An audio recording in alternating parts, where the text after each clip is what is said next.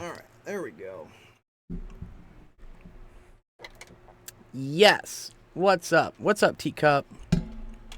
My mic working? I hope my mic is working. That was fun. Alright, let me share the screen to you guys. 1 second. Share the screen. What's up, Dark Panda? That's dope. And Initial. You can always come up here, Initial. Come up. How do I give you permission so that you can always come up here? I forget how I do that. I gotta make you like a stage moderator or something. Give me all the power. Give me the power. What's up, dude? That's I dope. can't even have questions this year. I don't have a math or a science. What? How do you not have a math or a science class? I Yo, what's up, finished them Jamarcus? Last year, all I'm doing is history and English.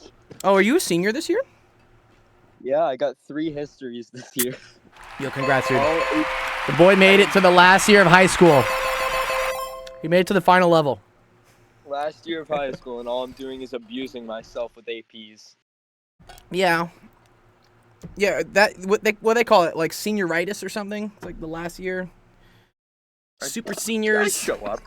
Maybe. Wait, are you applying to college yet, dog? Did you like take the SAT and shit? No. What? He says no, fuck not college. at all. What are you doing? I have like I have a 1340 on my SAT. That's not That's bad. bad. That's actually pretty good. Actually, honestly, I only had a 1420, so I fucked up on the math, dude. I should have had a perfect math. But What's up? it's not like any good colleges anymore. Dude, All of it is really just money. Yeah, they don't really care about I'd it. rather go somewhere that isn't money hungry. Well, welcome to the education system. Although, I mean, sorry, you live in Florida, right? Is that right? Mm-hmm. So I don't have many options. Yeah, you really don't, honestly. Yeah, I was about to be like, so public schools Yeah. are usually a good option. But I don't know, like, I already got one on. are you going to Florida State? Where are you going? Nah, I'm gonna go to a technical. Florida Atlantic? What's up, No, Shifter? not a known technical. Oh, okay. I got you. Not a big name school. I'm not about the big name schools. Okay, They that's all cost good. Too much for what they are. Yeah, I agree. And honestly, what you're paying for, it's not exactly the education. I always tell kids, like, It seems like you're paying for the brand on a college now. you are, but you're also paying You're for the paying to say you went to experience. UCF. 1 sec. I need the Halo theme to work. Sorry, Jamarcus. Yeah, let me do the Halo theme for you. Let me do it again. Sorry. Where's Halo theme? There you go. That one. That'll. Wait, can I not redeem it? Oh, I have. Dude, how can I not override my own timers, dude? What? Excuse me? Whatever. I'll do it. Anyways. There you go. I was about to be like, excuse me? What? Wait, can I play this? Will it play? Oh, but it's not playing the audio. Oh, that's fucking lame. Okay, whatever. All right. Jamarcus, I'll do it for you. Anyway, sorry. Yeah, what you're doing when... Yes, because even state school college, I think is like, what, 10 racks a year, right? 15 maybe? 15. 15, and that doesn't include books, right? You gotta pay for books. Books are fucking expensive. You want to include book 20 about here.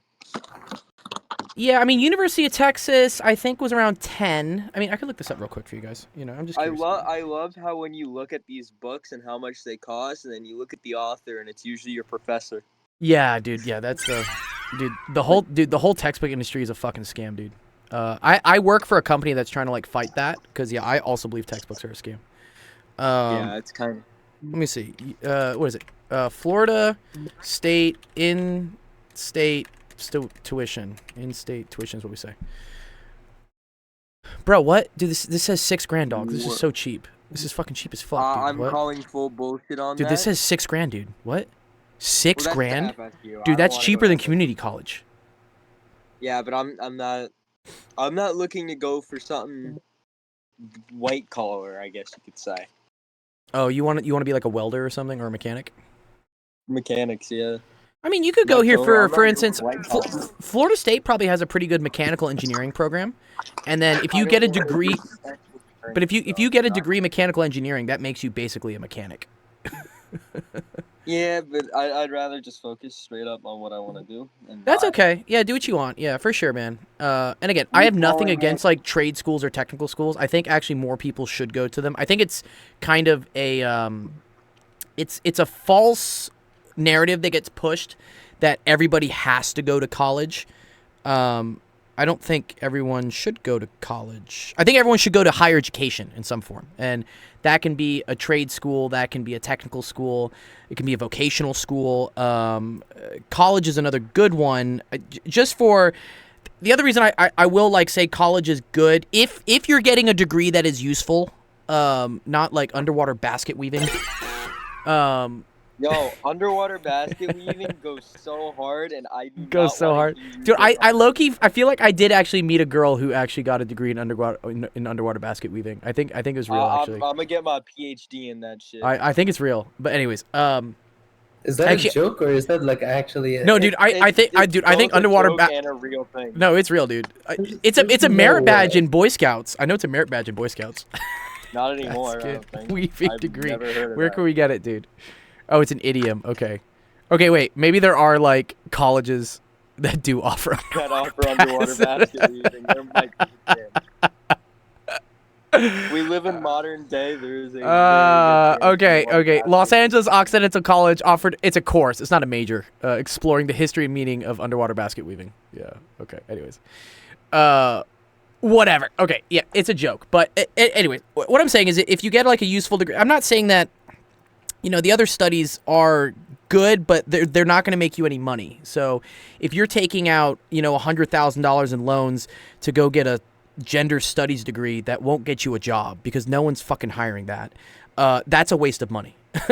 It's a great for advancing the culture and the history and whatever. If you have the money to do that and you just want to do that, do it. But if you're Sometimes I feel like when places look and see that you have a certain degree, they're not really looking to see what topic it was. They're looking to see that you were able to sit down and focus on this certain topic. for Exactly. so No. long. That's a very and get a smart reward. comment. Yeah, and that's actually a lot of what like a degree is. That's a lot of what my You pay for a PhD piece is. of paper after 4 Exactly. years. Exactly. 60 grand for a piece of paper, and Mhm. some professor is gonna tell you, "Yeah, I don't feel like being here. Just take the honor and fuck off." Yeah. No, I agree. And like, so even so, like, I have a PhD, right? A PhD in plasma physics, which honestly, like, plasma physics is so specialized that my knowledge in plasma physics that I gained in my PhD is pretty useless in almost every other field because it's not that specific. However, what having a PhD does is tells someone that, yo, this person was able to like do independent research on their own, self-motivated, self-drive, went through hell and back, killed the fucking snake, slayed the dragon, and they will do the same thing if they work for your company, doing something else. So I agree that it's a piece of paper. It shows that you can commit and get something done. That being said, I think there are different degrees to like how useful certain degrees are. So like if you get a degree in any sort of degree in engineering, you're going to learn a lot of skills in math, coding, I don't know, like technical writing, all these things that are very useful to then be applied to other jobs. Like my PhD in plasma physics, I have an extremely good knowledge in electronics. I worked a lot with probes, with data analysis. I did a lot of coding and whatnot. And these are all skills that transfer over to other programs and stuff. Sam says, I think I'm going to major in business with a minor in econ. Yeah, so I have my opinion on business degrees, and that's that most of them are fucking bullshit. But they do get you good positions. They get you good positions, yes. It's basically, yeah, business degrees. Anybody in business will tell you that you don't learn actually how to do business in a business school. You don't learn business in MBA. You don't learn like that. It doesn't mean shit what you learn there. But what you do is you build connections. So, for instance, a lot of companies will hire business students from certain schools. USC, I know Bob's going to USC, right? Here in LA, there are certain companies that they're like, yo, we're a Trojan family company, which means that like we will give priority to business students that went to the business school at USC, and that's how they get a job. So yeah, if you're trying to get like a business position at somewhere, having a business degree, if it's at a good college, like don't get a business degree at some bullshit no-name college. Like you need to get a business degree somewhere that is reputable. Like for instance, if you get like a Harvard business degree, I guarantee you, dude, you'll get hired fucking anywhere because there's some like nepotism that works like that. Getting taught by business who doesn't have a business. Yeah, exactly. Thank you, Dirk. Yeah, Dirk, we'll do questions. Once I'll stop ranting about college and stuff. Jamarcus says, I'm going to try and get a master's or PhD in astrophysics. If that doesn't work, maybe a high school or college math professor. That's cool. Yeah. And honestly, like, yeah, you should just go for the PhD, Jamarcus. Getting a master's in physics is pretty useless, honestly. If at least in the United States with how this works. If you want to go into physics past your bachelor degree, you go into a PhD program. They don't really offer like master's physics programs. If you get a master's in physics in the United States, it's because you fucked up. It's if the people who only make it halfway, they let you exit with a master's. It's like a consolation prize. But yeah, you should just go straight for a PhD program, and yeah, with that you could do anything. You could go work for NASA. You can do anything, man. That's great. Yeah. Sorry, there's a lot of stuff in the chat. I like this, guys. I like this. Sorry, I'm trying to get through all your stuff before we start doing questions. But yeah. The other reason why, again, you go to college is a lot of the times it's for the social experience. There's a lot you learn in that first year of college, being by yourself, having to make your own sandwiches and do your own laundry. That isn't really taught in a class, but it's taught in being in a dorm, and you learn a lot really, really quick. So I will say, if you are going to go to, for instance, not a college, like if you're going to go to trade school, you're going to go to technical school or whatnot, try to get out of the house at least. Like, try to at least come up with some way that you can live, maybe in an apartment, or just like get away from your parents, I guess. Because there's a lot of other life skills, right? Rampton, do you agree with that? Yeah, I think live with roommates, like Yes. Okay, so I'll give a few quick advice of mine as Go well. for it. Yeah, go for it, please. Nice. So one thing is, as you said, like a lot of the times it's kind of about learning a lot of different things that you want to like pretty much translate into like real life later on. So, living with roommates is definitely one, because you're going to kind of have to learn to cooperate with other people. And whether you're going to live with a partner or you're going to work with other people, you kind of have to deal with the fact that that aren't your family, they're not your culture. Like, they're just, they may be different religions, may different languages. Exactly. Yeah. So that's one. The other thing is, if you are going in school, obviously, like, here's the thing. So the thing is, you want your marks to be good as much as you can. However, I was like a kind of person, I'm very oriented towards learning stuff, and sometimes like I didn't care a lot about my grades because I was like, you know what, like I'm going to study things so that I understand. I don't care if I'm like doing well in the course itself as well. Like, sometimes I know that people were only studying things that are like going to be on the exam, or like if like I had a lot of the times I would go ask my peers. I was like, oh, can you explain this, like this topic to me? And they were like, oh no, like it's not going to be on the exam, so don't worry about it. But I couldn't let it go because I wanted to learn everything, right? So, but then they would spend that extra time learning the things that are going to be on the exam, so they would do that. So my advice, coming, now that I look back, is that you kind of have to find a balance. One thing is, the real world kind of works similarly. Like, if you are interested on your own, try to do that. But like, think about this. Like, if you are going to learn these stuff, like maybe there is breaks between like the semesters, or if there is like summertime, like make like a file of all of the things you wanted to learn in a course and it wasn't on the exam, and then keep those on the side, right? And come back to it, because here's the thing: even if you learn the course really well for the exam, so called, you're gonna forget a lot of those things also. So you're gonna have to go back regardless. Yeah, they call it learning loss. Over the summer, you'll just forget shit. It happens. It's documented. It's scientific. I think it's like 30% is what it is.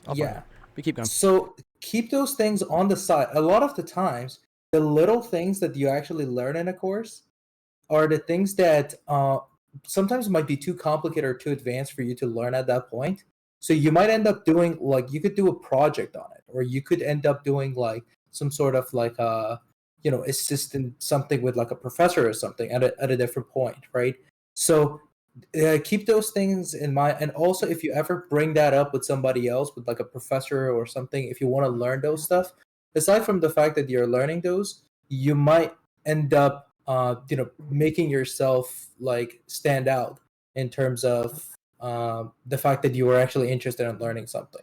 So, but do focus on getting the good marks, or understanding the things. Like, don't memorize, but understand the things that you need to do for the exam, but study for that exam in that specific. because in the real world it works a lot in the same way. Like a lot of the times you just have to let things go, that even though, like, if you work at a company, somebody else is just creating a, excuse my language, but they are creating a shit show, and you just have to do your part. Shit show. So then you kind of have to focus on the things that are so-called on the exam, and just maybe put those things on a back hold. So like, don't give it up, but like keep that on the side. So roommates, focus on exams, but Mhm. don't also give up learning, and learn the things that you do that are on the exam. And the other thing is learn to self-study effectively, and learn how to ask for help effectively. Yeah. Because Ask you're for gonna help. have to do both of those, and no matter whether you're at a job, whether you're higher education, whatever it is, you're gonna have to learn how to go after places, because like you kind of have to be self-driven, but at the same time you kind of have to go to other people and ask for help. But if you go to someone that are like, I have no idea what's going on, they're not likely to help you, and even if they are, they don't know how exactly you need help. Yeah. So you Like kind of where have where to do we find that start? balance. Yeah. Yeah. We got to diagnose that- you guys. We got to figure out like what do you know, what do you not know? Not just like teach me from the beginning. But yeah, so those are like, I try to make it quick, but those are my I like that, dude. advice. That's good advice. Good advice, Remington. Yes. Yeah. I agree with a lot of those things. Totally. Study sheets, test sheets, summer research programs are very cool. I did a lot of, like, my first year of college, I went home for winter break, and those like 2 weeks at home of not being at college, I was like, yo, fuck this, dude. I'm not coming home for the summer. Because you have all this freedom in college that you suddenly lose when you go back home, especially that first semester, because your parents kind of think you're back in high school again, and you still have curfews and everything. And I'm like, Mom, dude, I'm up till 6 a.m. in college. Like, I don't come home at midnight. Like, what? So after that Christmas experience, I was like, okay, I will make sure during the summer that I have some sort of summer job on campus so that I can stay here. And that's the best thing that I could do during the summer. Like, don't waste your summers. I found a job. Like, I went and knocked on professors' doors, and I was like, hey, do you need someone to sweep your floors? Do you need someone to organize your cables? What do you need? Like, I'll do it.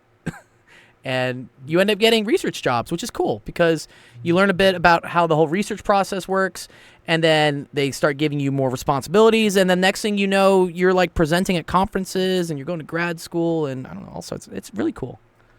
Yeah, kind of show the person also that you care about what they do, Yes. and that like you know a little bit too. So like you kind of like slip it in. You're like, oh, like I wanted to come, just be around, and Yeah. I know you're Yeah. Let me working on help this you. and that. Let me And help you. especially if exactly, yeah, and especially if it's outside of your level of expertise and you know some stuff about it, they'll be impressed. So they're like, you know what?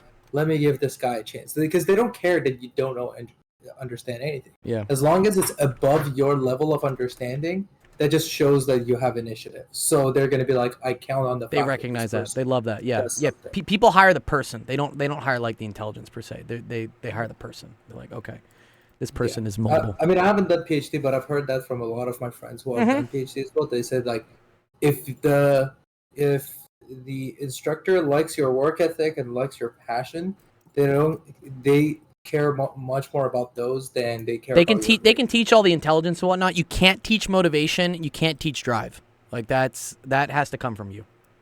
That's Yeah. very true. Very cool. All right, what are we going to go over today? Yeah, let's start off the stream. Cool. All right.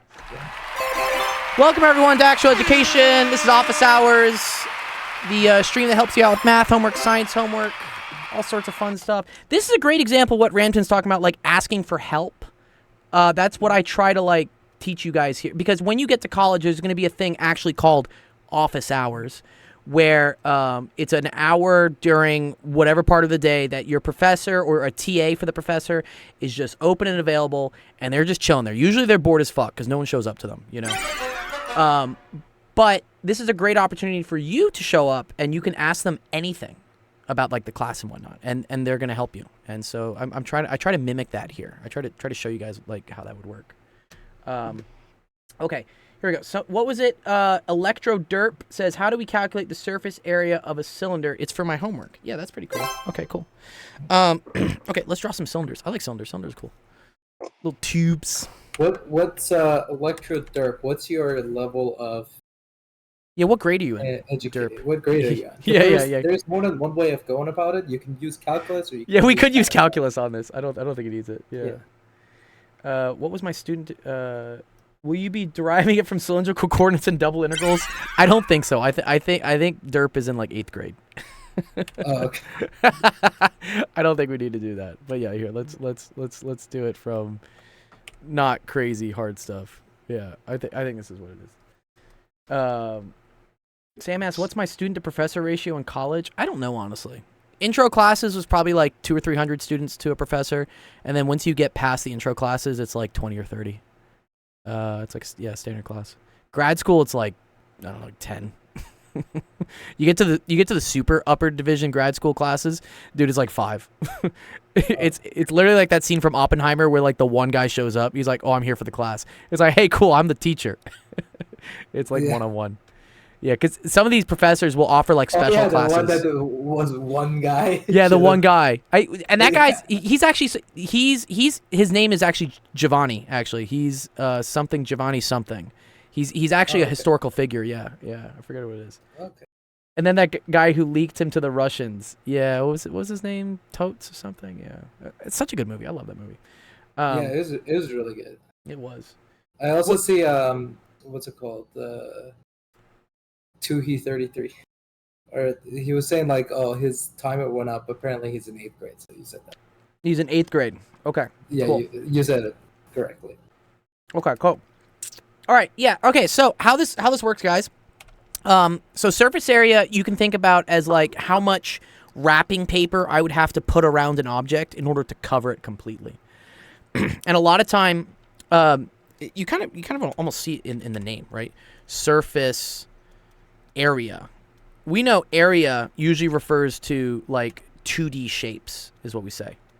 So what we're going to be doing is we're going to be calculating the area of a bunch of different parts of a 3D shape, and those areas are 2D shapes. 2D means like 2 dimensions. Yeah. The nice example of this is, for instance, if you had a cube, right? A cube is just a bunch of squares when we look at it for surface area. So what you end up doing is calculating the you calculate this is a wonky looking cube, but you calculate the area of each of these sides. For a cube, you only have to calculate one side and then multiply it by 8. Or is it by 8? No, it's by 6. Sorry. But if it was like a rectangular prism or something, you have to calculate all the different sides. Yeah. And so, yeah, looking at a cylinder, this is actually kind of a fun thing because you can break this up into 2 different shapes. What we can do is we can take the top and the bottom here and recognize that these are going to be circles, which are going to have some radius we're going to call r, right? And so we can see that same radius is going to be here. This is like a radius. Okay. If y'all remember what the area of a circle is, okay, that's going to be, so that area here, we'll say like A, that's equal to pi r squared. And so this one's also going to be pi r squared. All right. The next thing we have to do is we have to figure out what shape this roundy part around the cylinder is, okay? And it turns out that if you were to, for instance, and you've probably done this before. I don't know. Has anyone like, those, what is it, like the biscuits or something? Like the wrapping thing comes around and whatnot. I'm trying to think what else has like, or toilet paper. There we go. Toilet paper is the best example, right? Toilet paper. If you like, if you unwind like around it, you end up getting a rectangle. That's what you do, which is kind of cool. You get something like this, okay? Where the height of this rectangle, okay, the h here is the same as this height right here. It's the same height, okay? And then this is where the tricky part comes in, is figuring out what the length of this rectangle would be. And it turns out that, so this length here is this, and here, let me use a different color for that. Let's call this like the length, right? This length right here is the same thing as the length around the edge of the circle here. Which is another cool quantity. This is called the circumference of a circle. And what we need to remember is that there's an equation for a circumference of a circle. That's equal to 2 pi times r, okay? See the same r. It's the same r being used here. So this length here is also going to be 2 pi r. And thus, if I want to calculate the area here, this is going to be equal to the length times the height. So that's 2 pi r times h. And now the last step is just to add up all of the different areas. So we have, you know, this area plus this area plus this area. So that's going to be pi r squared plus pi r squared plus, what is this? This 2 pi r h. Cool. Which can now be simplified because we have a pi r squared and another pi r squared. And I think this is exactly what Noyce wrote. It's 2 pi r squared plus 2 pi r h. And that is your surface area. And you are done. I feel like I kind of like speed ran that explanation, but can you tell him in chat that my time limit is up, but I'm watching the Discord? Oh, it's okay. I got you, Batman. Yeah. Oh, here, can you just come to this? What do you mean your time limit is up? Like, what is there a time limit on Discord? No, there's not. No, not Discord, Twitch. I think maybe he typed too much or something. That or maybe his parents are like limiting it. Oh, here, Tess. Yeah, I brought you up, dude. You want to come talk? But you can talk here. Yeah, that's cool. Here, sorry. Yeah. I have like a monitor here. I have a monitor here. I have to see like what. This is what I get a little annoyed is that OBS doesn't have text integration for the stage chat. It has text integration for the office hours chat, but the stage chat doesn't. Which I don't know. I wish it did. Cool. Yes, his parents. Text integration. What do you mean? So, for instance, on my OBS, I can have it pipe in the text from Discord from a channel, so when I'm looking at one screen, I'm seeing the chats from Discord. I'm seeing the chats from Twitch. Yeah. And but the problem is that like the chats from Discord, it'll only show main channels. It won't show the stage channels. You know, the stage channel has like a chat bar on it as well. Oh, I see. Like the one that is on office hours. Exactly. Yeah. Oh, okay. I see what you mean. Okay. So yeah, so you're good test match. Yeah, just type in the regular office hours one, and I'll that one I do see on the OBS board. But yes, he says your parents. Yeah, that makes sense. Your parents timed you out on Twitch. That's funny. Why? Why? Well, you know, they probably have like some parental control type thing to stop kids from wasting time on stuff. You know, like you can only watch YouTube for like an hour a day or something. No, okay, I guess it makes sense. Yeah, I mean, so most of the time, again, Twitch is just like gamer channels of like Tim the Tap Man like shooting people in Warzone. So, you should tell your parents to make an exception for like during these hours because you're getting free help in math and science. Cool. Thanks, Tuhi. I appreciate that. 2 hours per day. Oh, wait, you've already watched 2 hours of Twitch. Oh, what? Oh, they just said watch it here. That's cool. Could you hear all that? Could you understand that test match at least? Yeah. Yeah, you're more than welcome to watch it on the Discord. And honestly, like I prefer if you watch it on the Discord because at least if I'm doing your question, because there's less delay. Watching on Twitch is fine if you're not directly involved with the question, because the delay is a little bit. But yeah, you understood. Cool. Yeah, awesome. Great. Nice. That gets you a Bond coin test match. Good. Also, like, test match, if you ever need to go through this again, I post the videos of these all the time on YouTube, and so they're on Twitch, but your parents probably, like, you know, whatever, block Twitch. So if we go to, what is it, youtube.actual.education, I'll show you guys real quick. Yeah. So here, if you go to videos, we have, I have all the recordings of every single thing that we've done. So if you ever want to go back and you know, if you have some homework question and we've already gone over it, you can go back and watch it here. I like seeing the thumbnails on some of these. They're just funny. I'm quiet. Okay, cool. All right, awesome, guys. Okay, cool. All right, let's see. Tuhi, I'll do your question next because you never asked one before. I give priority to students who have never asked a question or it's their first one. I'll do that first, and then usually what happens is we'll go through the help screenshots channel. The help was really good, like for the surface area of the cylinder. Yeah, did that Understood it. made more sense, like conceptually and whatnot? Yep. Awesome, dude. Yeah, great. Yeah, and usually figures out the way to make the dumbest shit sound actually normal. yeah, dude. Yeah, that's our whole goal. You know, that's the whole goal in teaching, man. Is like because your teacher probably just gave you this shit. They're just like, oh, here's the equation, and you're like, where the fuck did that come from? Like what? So My teacher used to just explain the same thing slower, and if you Yeah, couldn't that- figure it out, it was your but fault. yeah, you're not gonna learn that just because it's slower doesn't mean it's gonna work. What? My teacher just explained like very fast, just like really simple, but Yes. like very fast. We couldn't understand. I see. Yeah. I wonder sometimes. I think it's probably because teachers are given like unrealistic expectations with the amount of material that they need to go through. Like in my case, yeah, we're already 40 minutes into the stream and I've done one question. If I was a teacher, I'd probably get fired by now because they'd be like, you only taught one thing in 40 minutes. And I'm like, yeah, but I made sure the student knows it, you know? And we talked about college for 20 minutes, like whatever. Yeah, I mean, there was that.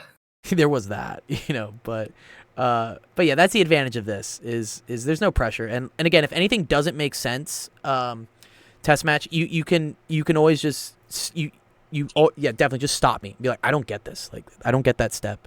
And then my job is always to find a way that does make sense for you. Yeah, our teacher did teach us like nicely about calculating the surface area and like area of like Mm-hmm. circles and like 2D shapes, but 2D shapes he said will be like this year and will be a bit harder. So I just want like know for this year. Yeah, no, that's great. And again, if you're in what? Sorry, you're in 8th grade, right? Is that what you said?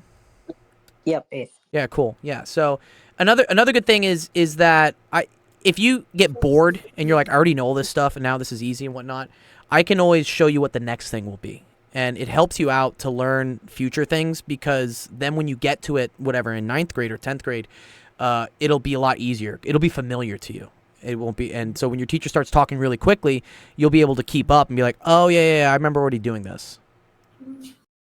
Yeah, all this is good. Like you're getting like free help, and Yeah. then you also get like, rewards too. It's just great. Yeah, that's great, dude. Thank you. I appreciate when students realize that. That's very intelligent of you. All right, listen. Tuhi, do you want to? What was you had a question about algebra, right? That's an algebra question, Tuhi. Did you want to come? You can come speak on the stage, Tuhi, if you want. That's cool. What's up, Tuhi? Sure. How's your Friday going, dude? You having a fun Friday? Yeah. Nice. Okay, cool. Yeah. Let's see. Doing some algebra. 6x plus 5 is equal to 101. Ooh, I like this. This is a good one. 6x plus 5 equal to 101. Okay, cool. Do you know how to solve this one? No, I had a doubt on this. Okay. What was your doubt? How do you think you want to start trying to solve this one? Like I'm kind of like I always got confused with algebra, so I didn't understand like how there's like multiplication then addition right after it. Yeah, good. Okay, totally fine. Okay, so let's say, for instance, yeah, let me put this in like words. Okay, let's say, what's something you like to do? What's a hobby? Do you collect anything?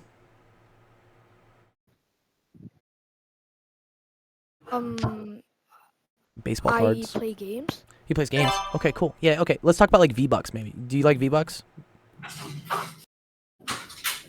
Yeah, he likes V-Bucks. He keeps asking me to like. Oh yeah. what is something. He's like, I really like V-Bucks. Yeah. Okay. Let's say that. Tuhi starts with let's say X amount of V-Bucks. Okay. Do you understand? X is just a variable that could mean anything. It can mean any number, right? Yeah. Okay, great. Okay. And then let's say Yes. he yes. he completes a challenge or let's say a quest, right? There are quests in Fortnite, I think, right? Yeah, there are. Right. Okay. He completes a quest that Yeah, triples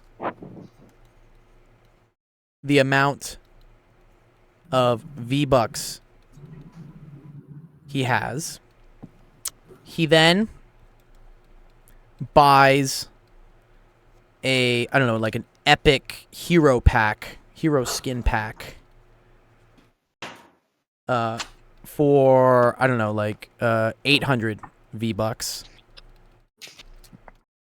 We could then say, let's say like write an equation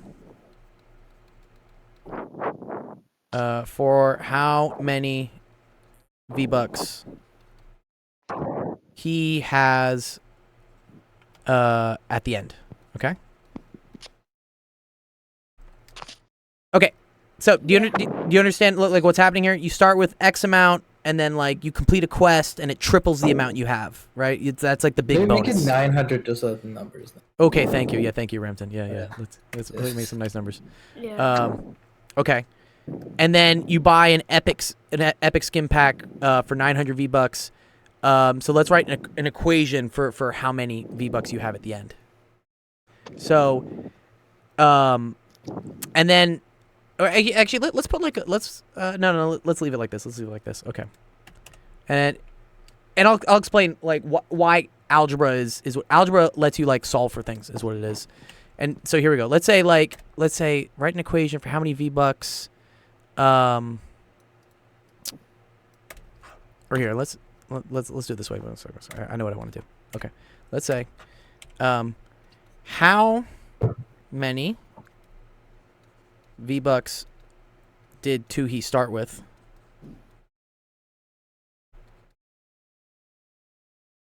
It could be like 500 because 500 is like really easy to multiply. And It Not is. from- But the reason, yeah, Rampton's saying 900 because of the 3. That you watch, you'll see how the 3 works. Oh yeah. If at the end, let me think.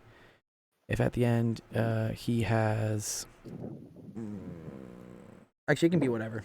Here, he has Yeah, 600 let's say like V-Bucks. This is why, by the way, too, we use algebra. Algebra is used to figure out like questions where, for instance, you're like, oh, I had this amount. How much do I have at the end? Or like, I have this much at the end. How much did I have at the beginning?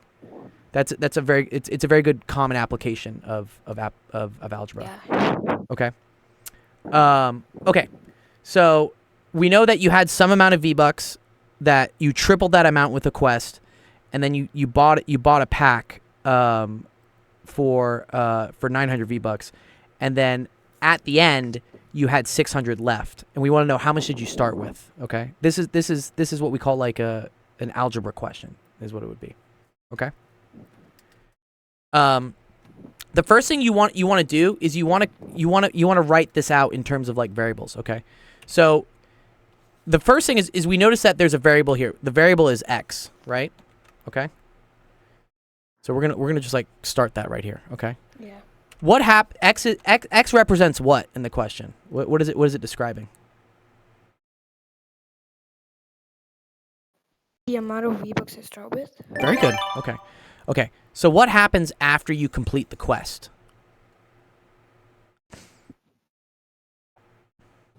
I get like the V-Buck like triples the amount. Good. It triples the amount. Very good. Okay. So what's going to happen to x, the amount of V-Bucks you start with, if it triples?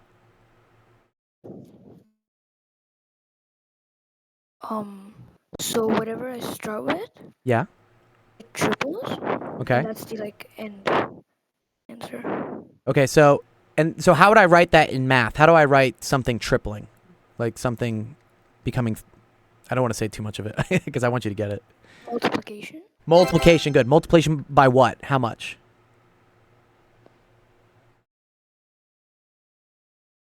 By 3 times. 3 times. Good. 3, right? So we're going to write this as 3x. Do you see how this is the amount of V-Bucks you started with, then multiplied by 3? Okay. Yeah. Then what happens? What do you do now that you have 3 times the amount of V-Bucks? What did you do next? I bought a bundle. You bought a bundle. Good. So what's going to happen to this 3 times of V-Bucks that you have? What's going to happen to it? The number of V-Bucks is going to decrease. It's going to decrease. Good. And so how would I write that in math, right? It's going to decrease by like a certain amount, right? How would I write that? Subtraction. Good. So, and then there's a number here in the word problem. So we're going to subtract it by how much?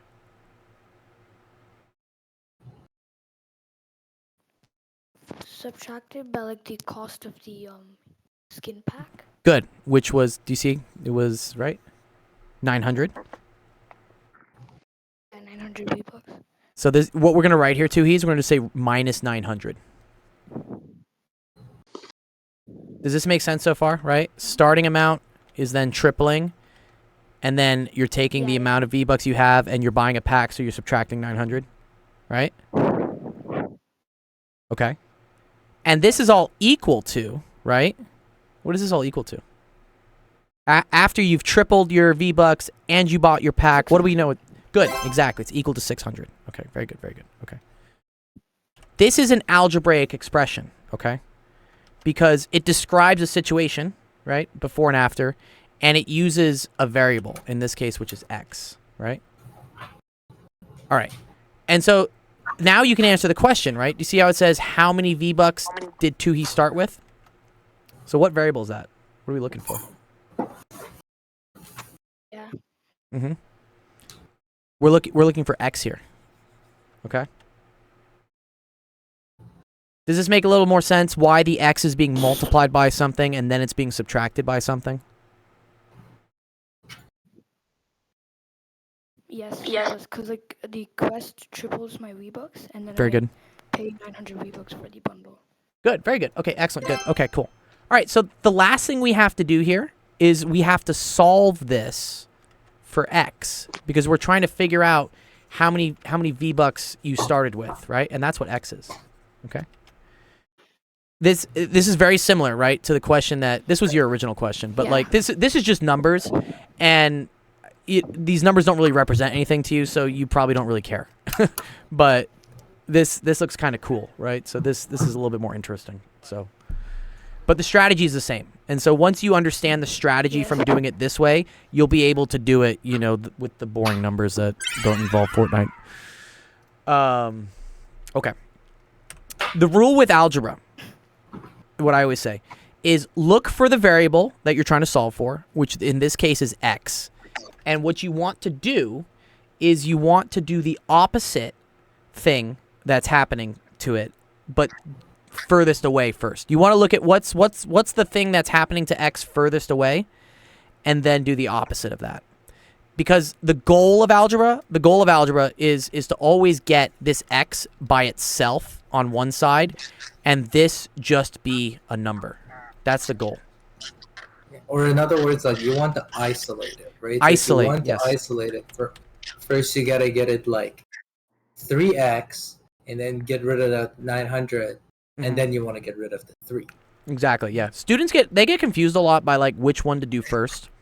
And again, technically you can do either one first. You just have to do it to everything, but there's an easiest way to do this. Or I think the most intuitive way to do it.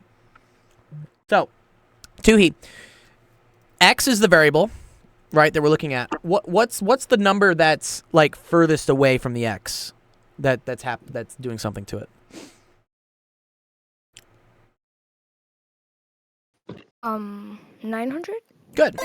And what is the 900 doing to the 3x?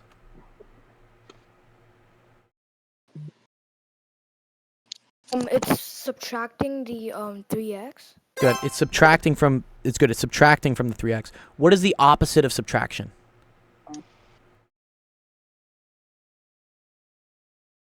Addition.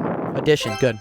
So what you're going to do is you're going to do that thing, the opposite, addition, on both sides. So instead of a minus 900 here, I'm going to put a plus 900 here, and I'm also going to put a plus 9. This is the biggest rule of algebra. Whatever you do to one side, you have to do to the other side. You have to do the exact same thing, okay? So you have plus 900 here, and then you have plus 900 here. Yeah. Okay. So do you see how if I have minus 900 and plus 900, what do those do to each other?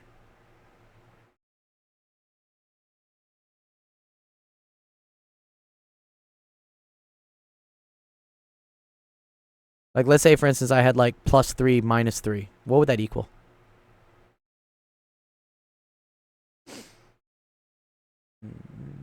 Sensation says the answer is beef. The answer is always beef. So, if you have, for instance, here, right, a minus 900 and a plus 900, these are going to cancel each other out, Tuhi. So these go away. They eliminate each other, is what we say. Okay? Minus 900 plus 900, that equals to 0. So that just goes away. It's the same thing if I had plus 3 minus 3. This would also be equal to 0. Okay? So that's going to go away. But there's still something that's going to happen here. We have 600 plus 900, okay? And this is going to end up being 1,500, is what we say. Okay? So then this goes away, and now we're left with something that's a little bit simpler, okay? All right, Tuhi, what's the other thing that's happening to the x? What's happening to the x? See if his mic's working. Tuhi. I have Mr. Bean come out. I love Mr. Bean. Nah, he's just muted. Yeah, I know. He's probably... So this is what... this is fine because this happens all the time when I teach. Is that, like, students will be here and then, like, their mom will yell at them to, like, go, like, take I don't know, the trash out or something. I'll give him, like... I'll give him like 20 seconds to come back. Otherwise, I'll just run through it. Excuse me? You're good. I have my parents come in. See? I called it! Totally cool, Tuhi. Tuhi, what was the last thing you saw? It was like 3x plus 900. Good. The plus 900. Okay, here. Yeah, let's go back. Let's run it back. We got it. It's okay. And then what we did is we did minus 900 on both sides. Or sorry, no, fuck. Sorry, I'm wrong. This was minus 900. And then we did plus 900 on both sides. Do you understand why we did plus 900 on both sides?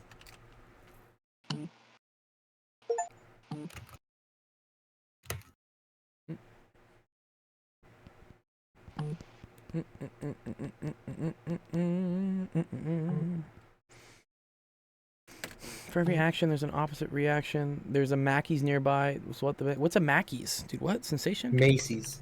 Oh, a Macy's. What's a Macy's? Is that a burger joint? Is it? Macy's is a department store. How do you not know what a Macy's Dude, is? I know what Macy's is, dude, but he's spelling it M-A-C-Y-S. Sorry, M-A-C-C-I-E-S. Oh, that's Mackey's. It's McDonald's. No, Oh, dude. that's What, Mac. is it called McDonald's? You guys spell it like that? Mackey's? Is that what you do? Mac. I say Mackey's? Mackey's. Yeah. Let's see. Wait, Canadians say McD's. Mickey D. Yeah, We say yeah. Mickey D's too. We do. Mickey Like, D's, yeah. Mackey's. Macca's and Mackey's is big Aussie. Oh, McDonald's food. It's called Here, wait. Mackey's. Mackey's. Mackey's. Dude, I love this, dude. There's a pronunciation for it, dude. Oh man, there's a whole phenomenon, right, where like McDonald's is different in every country. Like the McDonald's in Tokyo has like sushi in it or something, right? I don't know. Wait, sushi? I don't know. But like, I know it's like surprisingly the countries that you expect McDonald's to have the best food actually has the worst ones. Oh really? Yeah, I mean like US by far. Like US is like the worst McDonald's. Oh no, yeah, U.S. is trash. Let's see. US is terrible. Canada's terrible. I remember it being like it was pretty good in I had it in I think Tokyo. I think I did have it in Tokyo. Tokyo is good. I've heard like Thailand have like weird stuff. Okay, they say When I that say weird, they it's say like- the Welsh McDonald's is the best. Ooh, okay. Yeah. What Wow. do they have? Fish That's and chips, false. probably? Wales doesn't exist. UK Michelin star has said this. Yeah. Here. I went to Uh, India like a few months ago. I tried like the McDonald's and KFC, all the fast foods Yeah. in there. It's like way better. They put like all the spices in. I think one's called like the butter chicken Ooh, burger. butter It's chicken. just like Ooh, that butter sounds. Just chicken. use Like, real I don't know. food and Dude, real what I know. butter chicken That's the burger difference. McDonald's? You guys are making me I hungry. mean, I can just see it's just a chicken or McChicken with. Dude, what? uh, I need. Oh, ooh, Yeah, dude, this butter this does chicken. look good, dude. What? Oh, they have a grilled paneer burger, dude. What? Yeah, bro. The India one is like really good. Oh, damn, dude. I'm a big fan of the onions too. Like, I'm a big fan of the onions. I fucking love onions. I Wow, have dude. another question about the algebra though. Yeah, what's up? What's up? Yeah, here. Let's. I Yeah, was- yeah. What's up? What's your question?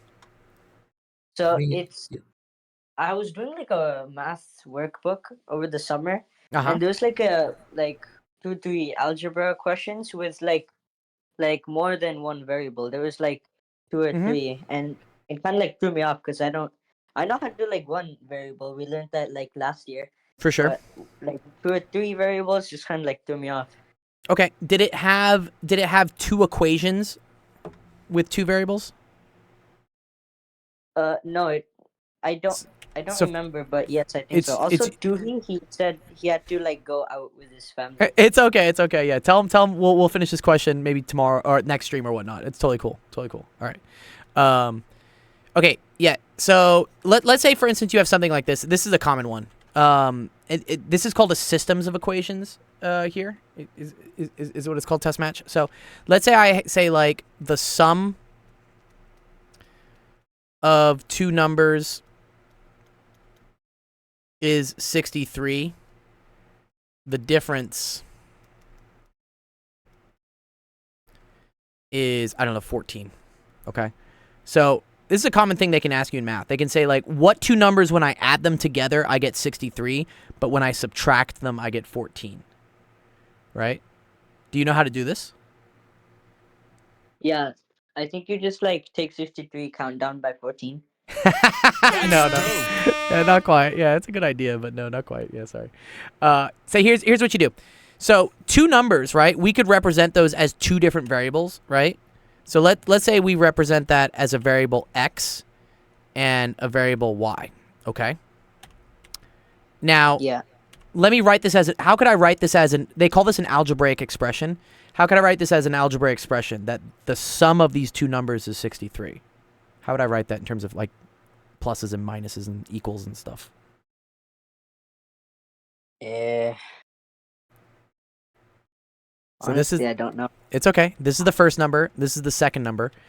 How would I write in math language that the sum of these numbers is equal to 63? X plus Y equals 63. Yes, dude. Yeah. See, x plus y is equal to 63. Okay. Now, how would I write that the difference of these numbers is 14?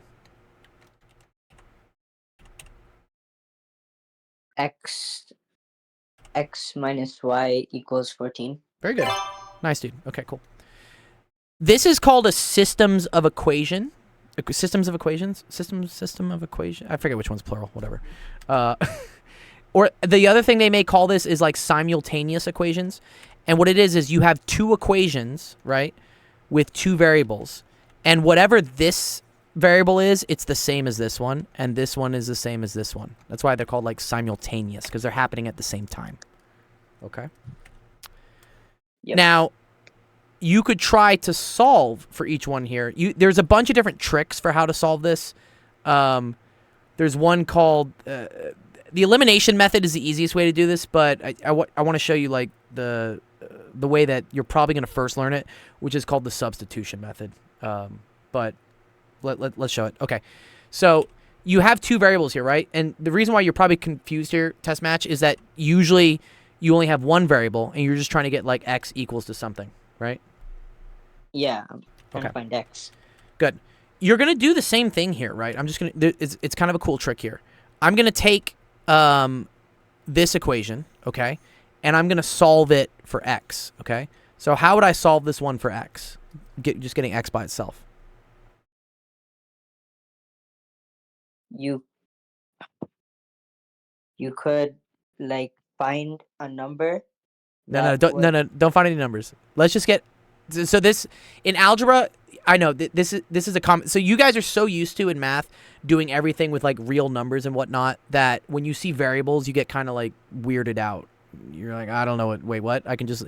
These variables are the same thing as numbers. You can move them around. You can put them wherever. You don't have to actually assign what they are yet. We're gonna figure that out at the end. Here's a good example. Okay, let's say this was x. One sec. Let's say this was like x plus 50 is equal to 63. How would you solve for x here? you would find a number that would add with 50 to make 63 like 13. Yes, good. Okay. The other way to do it is the way that I was showing to here is that you do the opposite of what's happening to this variable. Okay. Do you see how this x is being added by 50? Yeah, What's the opposite of adding? subtracting. Good. Like You're good. Subtracting. So you're going to subtract both sides by 50. Okay. So this is going to go away. And now you're left with 63 minus 50, which is just 13. Do you see how that's the same answer that you got from like trying to guess a number in your head? Yeah. Yes. Yeah. It's easy to guess a number here right now because everything is simple, but when things get harder, you have to use this method of doing things because you won't be able to just guess numbers. Because, for instance, I could put like, 5x minus 34 is equal to like 28 or something. There's no way you're going to be able to do this in your head. You don't know what 5 times something minus 34 is. Yeah. Yeah. Okay. All right. So, using that same strategy here, right, of doing the opposite, what do we think we're going to do here? Let's do the same thing. So instead of having a plus y, what would I do to get it by itself?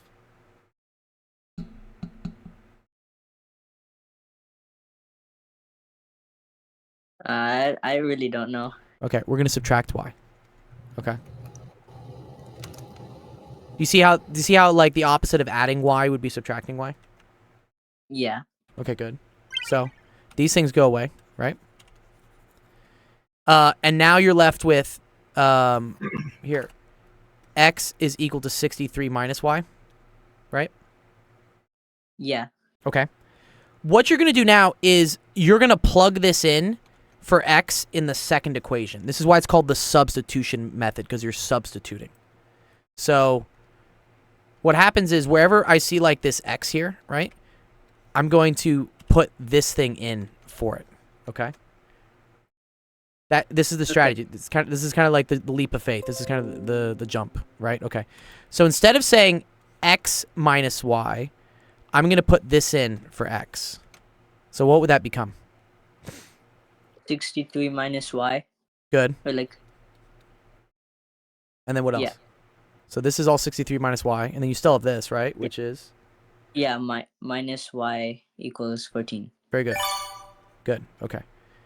All right, cool. Do you see how now this is an equation with just one variable? Just y? Yeah. So now this is something you know how to solve, okay? Do you know how to simplify this? Do you know how to do minus y minus y? No. Okay. Minus y is the same thing as minus 2y, is what we say. Okay. It's the same thing. Let's say you had negative 1 minus 1. Do you know what this is? Yeah. It is. Is it like a negative one or is it? It is. It is a negative 1, yeah. You can remember Yeah. like from the number line, right? 0, minus 1, minus 2, right? Yeah. So it's negative 1 minus 1. Uh-huh. So it's 0 because it like cancels out. No, that would be negative 1 plus 1. So remember, do you ever guys do this with like the number line? Remember the number line and stuff? Right? Subtracting makes the number go to the left, adding makes the number go to the right. Yeah. Yeah, we did do that. So if you have negative 1 here starting, and then you subtract 1, you're going to move over 1 to the left, which is minus 1, which is going to be equal to negative 2. Yeah, I got a bit confused with the like. I know. This confuses people. If it was negative 1 plus 1, then this would be equal to 0. This is equal to negative 2. Another way that I like to tell Yeah, people Rampton, as yeah, how do well you do this? is like, owing money and being owed money, right? Ooh, I like So, or whatever money that you have or someone gives you, that. Mhm. right? It's like whatever goes into your pocket is positive, whatever goes out of your pocket is negative. So, -1 minus 1, you can think of it as if you owe someone $1 and now you owe them another dollar, then you owe them $2, right? But if you owe, and so the first -1, you can think about the amount that you owe them. So you can almost like ignore the negatives, right? Because the thing is, like, negatives are just kind of, they're not any different than the positives one, right? Yeah, they look So different, but they're that- not different. Exactly. So that's the thing, is like the amount that you owe adds up the more you have to give the other person, right? So it's almost like adding up all of the negatives, but you're like they're just combining to become a greater negative, right? Yeah, So another way to that's write how this I right is like to- -1 plus -1, right? yeah, Yeah. a lot of the times Yeah. you do that. It's just like, you owe someone, but then a lot of the times they don't put the negative. So that's why it's like, or like, later on, because you're trying to avoid that, you won't write it. So it confuses people. So like straight off the bat, I just go like, if you see -1, that means you owe someone $1. And Yeah, then if that's you not good. see anything minus after that, means you're going to keep owing them more. Anything positive means they pay you, right? So if someone owes you, or you owe someone $1 and then you owe them another $1, now you owe them $2. You just So keep minus stacking 2. the negatives. Yeah, keep stacking the Yeah. debt. Just like every American is doing these days. Just like keep stacking it. And then people Okay. like me turn up and say, "Give me my money." Give me, show me the money. Or what was it? That's a Rihanna song too, right? Bitch better have my money. Yeah, better have my money. I love Riri. Okay. Anyways, okay. So if we understand this as being -2y, okay. Now I'm gonna show you test match how we can solve here for y. All right. So we got to figure out what this is, right? Okay. What's the thing furthest away from this y? Furthest away. Yeah, furthest away from it, but on the same side. Oh, 63. Good. What is the 63 doing to the 2y? It's like subtracting. So technically the 2y is subtracting from the 63. This gets kind of weird. I know. You see this and you think subtraction. There's a plus in front of this 63 is what there is. Okay. It's really positive 63 minus 2y. The other way you could have written this, as -2y plus 63. I know that might be a little confusing, but just trust me that this turns into this. So the 63 is the thing furthest away, and technically it's being added to the -2y. Okay? Yeah, What's the opposite of adding 63? subtracting. Good.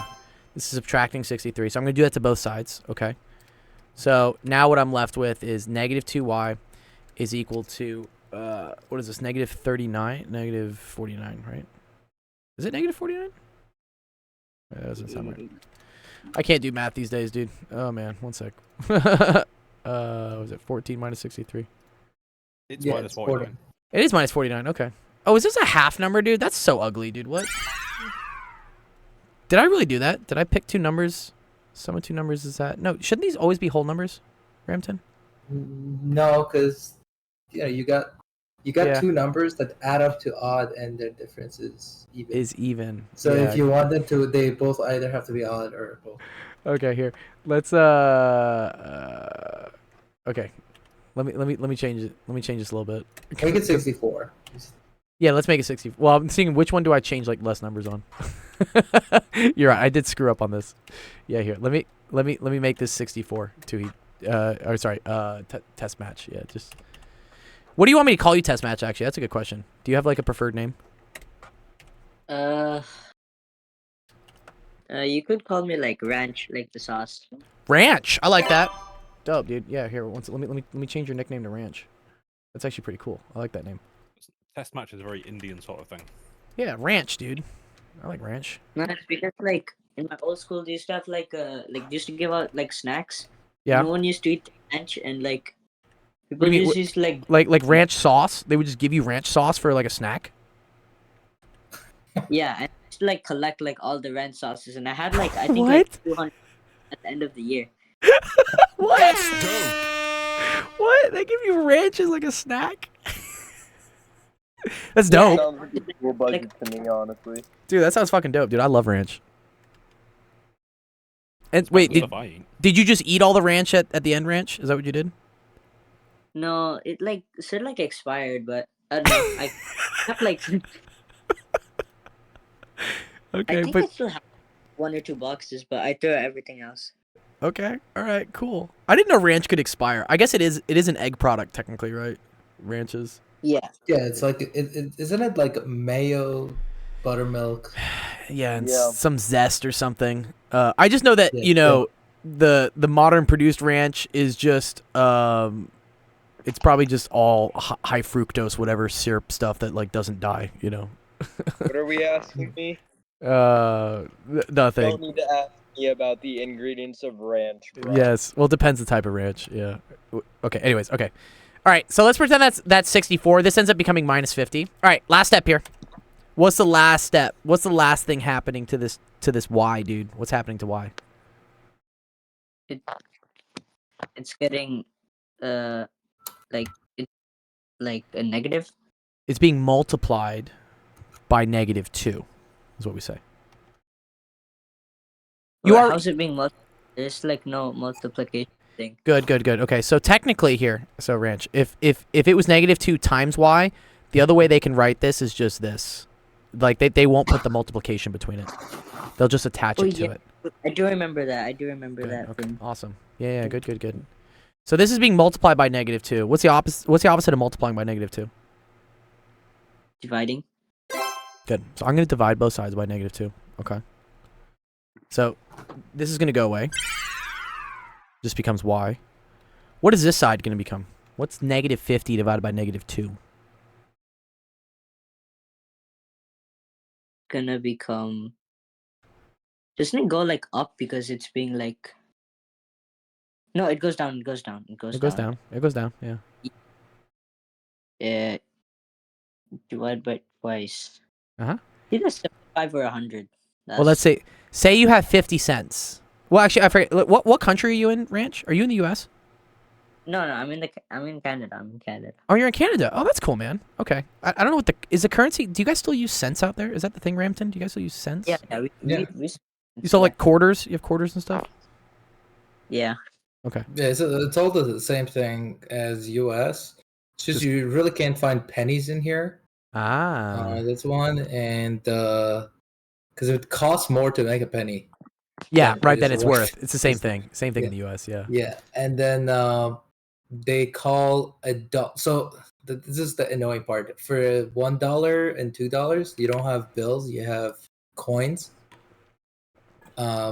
So the $1 coin is called a loonie, and the $2 coin is called a toonie. A loony and a toonie? What? That's dope. I need to I've been to Canada just for festivals. I've never been to Canada to go to a city. So I need to do Toronto. Come to or- downtown Toronto. Are you in Toronto? Yeah, that's where you're at, Ranch. Yeah, I'm not in downtown though. Downtown's really expensive to Is that live where in. you live, Rampton? Are you in downtown Toronto? I forget. I was, but I moved. Don't go downtown Toronto. It's just downtown Toronto is just New York. Oh, okay. Like people are getting stabbed at 2 p.m. Oh, that's not somebody's cool. Taking a shit on the side of the street. Street fight. I'm from New York, so yeah. Yeah. Okay. All right. Okay. I don't advise anyone getting stabbed. Yeah, It's messy. don't get stabbed. It's messy, dude. Yeah. Yeah, It you doesn't end can't well. take stabbing from the British. That's like a crime. Oh my god. Okay, let's say you have 50 cents here, Ranch. What happens if I split that in two? It becomes 25. Good. So, and do you know when a negative divides by a negative, it becomes a positive? Does it? If you do a negative times a negative, it's a positive. If you do a negative divided by a negative, it's also a positive. These are kind of like the rules. Like negative times negative is equal to positive. Negative. Negative times negative makes sense because it goes up, but I don't really get the division for how it goes up. Okay. Okay. Um. Okay. So you can think of it. So yeah, what is Rampton, yeah, how would you do negative it? times positive? Yeah. What's a negative times a Neg- positive? It's a negative, right? Negative, right? Yeah, if it's Okay, so if a negative times a positive equals a negative, then what happens if you flip it? A negative divided by a negative should give you the other thing. It's like the reverse thing, right? If you had I mean, a you could also divide. You negative- could divide both sides by a negative, right? That's what you yeah, could do, you can. right? See how I this would guess. go away. Now you see how a positive is a negative divided by a negative. yeah. Mm-hmm. The other way you can kind of think of this. So let's say, for instance, I had like -3 over -2. This is the same thing as -1 times 3 over -1 times 2. Right? You know, -2 is the same thing as -1 times 2. Yeah. And then I can also write this as -1 over -1 times 3 over 2. Whenever you have something divided by the exact same thing, that just becomes 1. So that's why this Okay. becomes positive 3 over 2. Okay. Do you see that? Yeah. Isn't it like it's negative and negative become positive, Good. positive, positive, positive, negative, positive become negative. Good. And that's with multiplication and division, with both of them. Yeah. Okay. Yeah. Cool. So Yeah, this gets us y is equal to positive 25. Okay. So we've solved now for one of our variables. I know that y is equal to 25. All right. But that's only one of the numbers. I need to find the other number, x. How do you think I'm going to find the other number, x, right? Let's remember our equations here.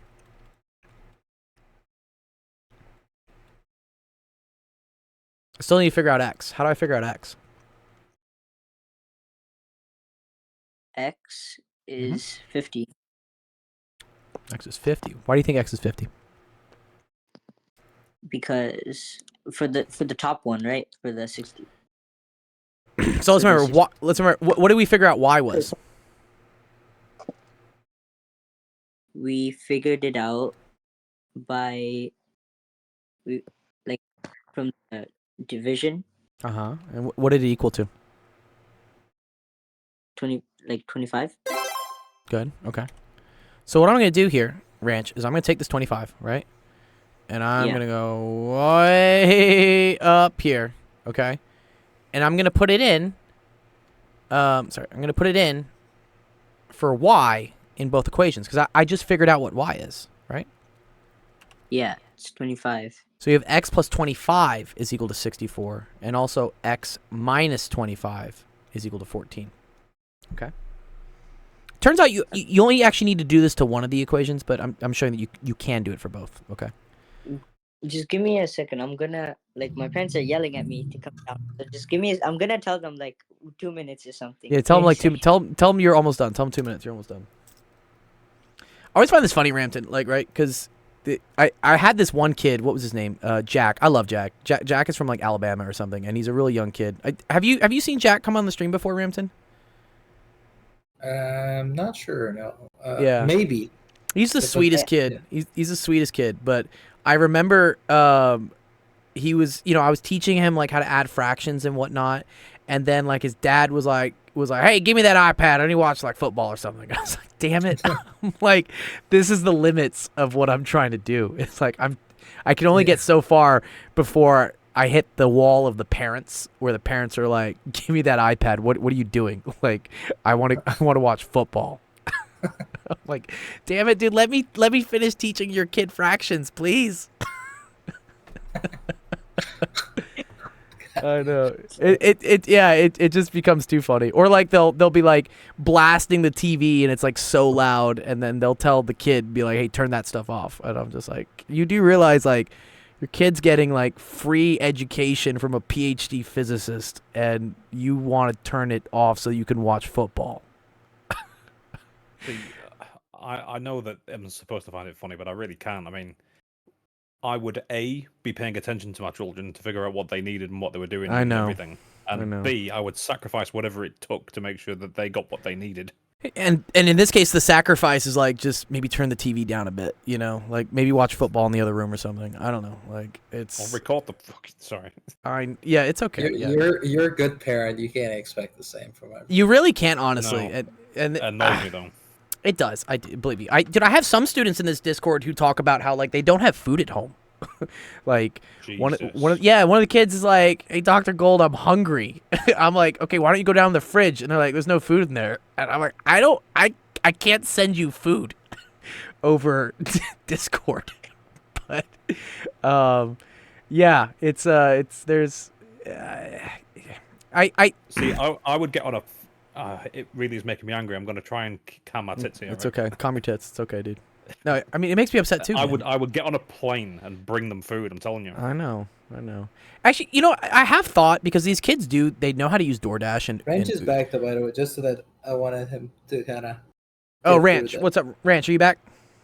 Yeah. sorry, not to cut you off, but No, you're good. Let's do it. Here, let's finish this up real quick. Okay, so we got our equations here, Ranch, right? Yep. Okay, how can I can solve for x now, right? I can figure out what x is. How can I do that? So you already know that 25 is y. Now we Go on. just need to we can do a 64 minus 25. Yeah, let's do this one, right? Adding 25, opposite of that is minus 25, right? Goes away. Minus 25. And then what does that get us? Is that 39? Is that 39? I think it is. Ugh. Yeah, I think it's 39. Yes, this is equals to 39. Okay, cool. X is equal to 39. Watch what happens if we did it here as well, right? If we added 25 to both sides, right? Because that's the opposite of subtracting 25. You see how 14 plus 25 would also get you 39? Yeah. Cool. Yeah, this is a good way you can check. You can check to make sure you get the same value of x for each one. So yeah. So at the end of the day, right, what we've now figured out is our two numbers are what? X is equal to what and y is equal to what? So x is equal to 39 and Good. y is equal to 5. 25. Good. There you go. Good job, dude. That's dope. Bro, it took me like a while to understand that, but No, thank it you took- for like spending so much time. No, of course, dude. Yeah, no. And this is the first time you've ever seen it, and you picked it up pretty well, pretty quickly, which is good. Yeah, no. And you know, I thank you for asking this type of question because I know there are other people watching on the stream that probably need to know it. Yeah. Okay. Bhai, ruko na, aa raha hu. Maybe you can understand this, Rampton. I can't. Sorry, wait, did I forget to mute?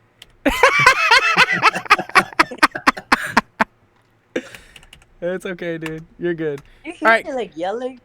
Yeah, it's okay. No, it's funny. I liked it. I thought it was cool. All right, Ranch. I'm gonna give you a bonus bond coin because you stuck with it so well. That's great. But yeah, go. It's okay. Go. Don't piss your parents off. Okay, thank you. So You're very welcome, dude. All right. Okay, sadly I didn't go, but thank you so much. You're I very really welcome, appreciate Ranch. Come on by anytime during the stream. We'll teach you some math. it. Okay, bye guys. Bye, guys. Peace. Okay. All right. Nice. Awesome. Okay. Cool. All right. Let's. I think Yeah. Again, we took a lot of time to do that, but I think that was important. It's especially when I have new students that join the Discord. I really try to make sure like their first experience is so good that they'll come back. yeah. Yeah. So I appreciate everyone else who again asked questions and are regulars and they're like, yo, why the fuck didn't my question get answered yet?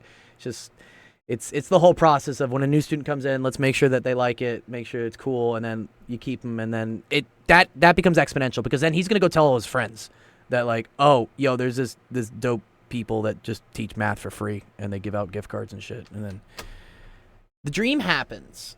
All right, cool. All right, let's see who Jamarcus, are you still here? Is Noise still here? Who? There's also Teacup's question. There's also Teacup. Thank you. Yeah, sorry. Yeah, Here. sorry, Teacup. I don't forget about you. Don't worry about it. Don't worry. I don't forget about you, Teacup. Ooh, Teacup has some limit questions. They're all nice questions. I kind of. These are all great questions. Okay. Yeah, I like this. These are all great questions, dude. Look at these questions, dude. What? Oh, wait, put the calculator away. Okay. Yeah, first person who's here. Jamarcus says he's here. Okay, I think Jamarcus is. Yeah. Okay. Noise. If you, I know it's late for you, Noise, because it's super late for you. But if you are here, like we'll do your question too. Cool. 2:30 in the morning. What time is it, Sensation? You're in England. What time is it, dude? 2:30. 2:30 a.m. Oh, that's not too bad. Oh, 2:30. Yeah. Yeah. Well, I went to bed at fucking 4 last night. Like what? Like, 2:30 is fine. Well, you're hardcore. Well, at Burning Man, dude, I was going to bed at 7 like every day. I was worried at first because I didn't bring like a lantern for my tent, right? And I was like, oh no, how am I going to see things in my tent? And then I realized, wait a minute, every time I go to bed, the sun is up. Doesn't matter. It's like I'm never in my tent when it's dark. All right, I'm let's going next year. Yeah, dude. Man, it's I don't know. Yeah, it's great. Okay, yeah. Here, one sec. Let's get Jamarcus's question up. Here, clear the clipboard.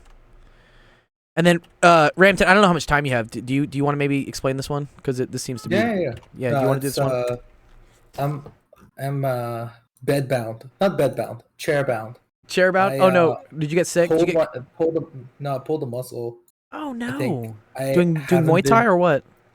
Yeah, like last Friday I went to, so like I've been pretty much pushing myself, like going and doing something every day. Good, yeah. But here's the thing. So like I should have listened to my body, because like, you know how a lot of the times it's like I wanted to combat laziness. Sure.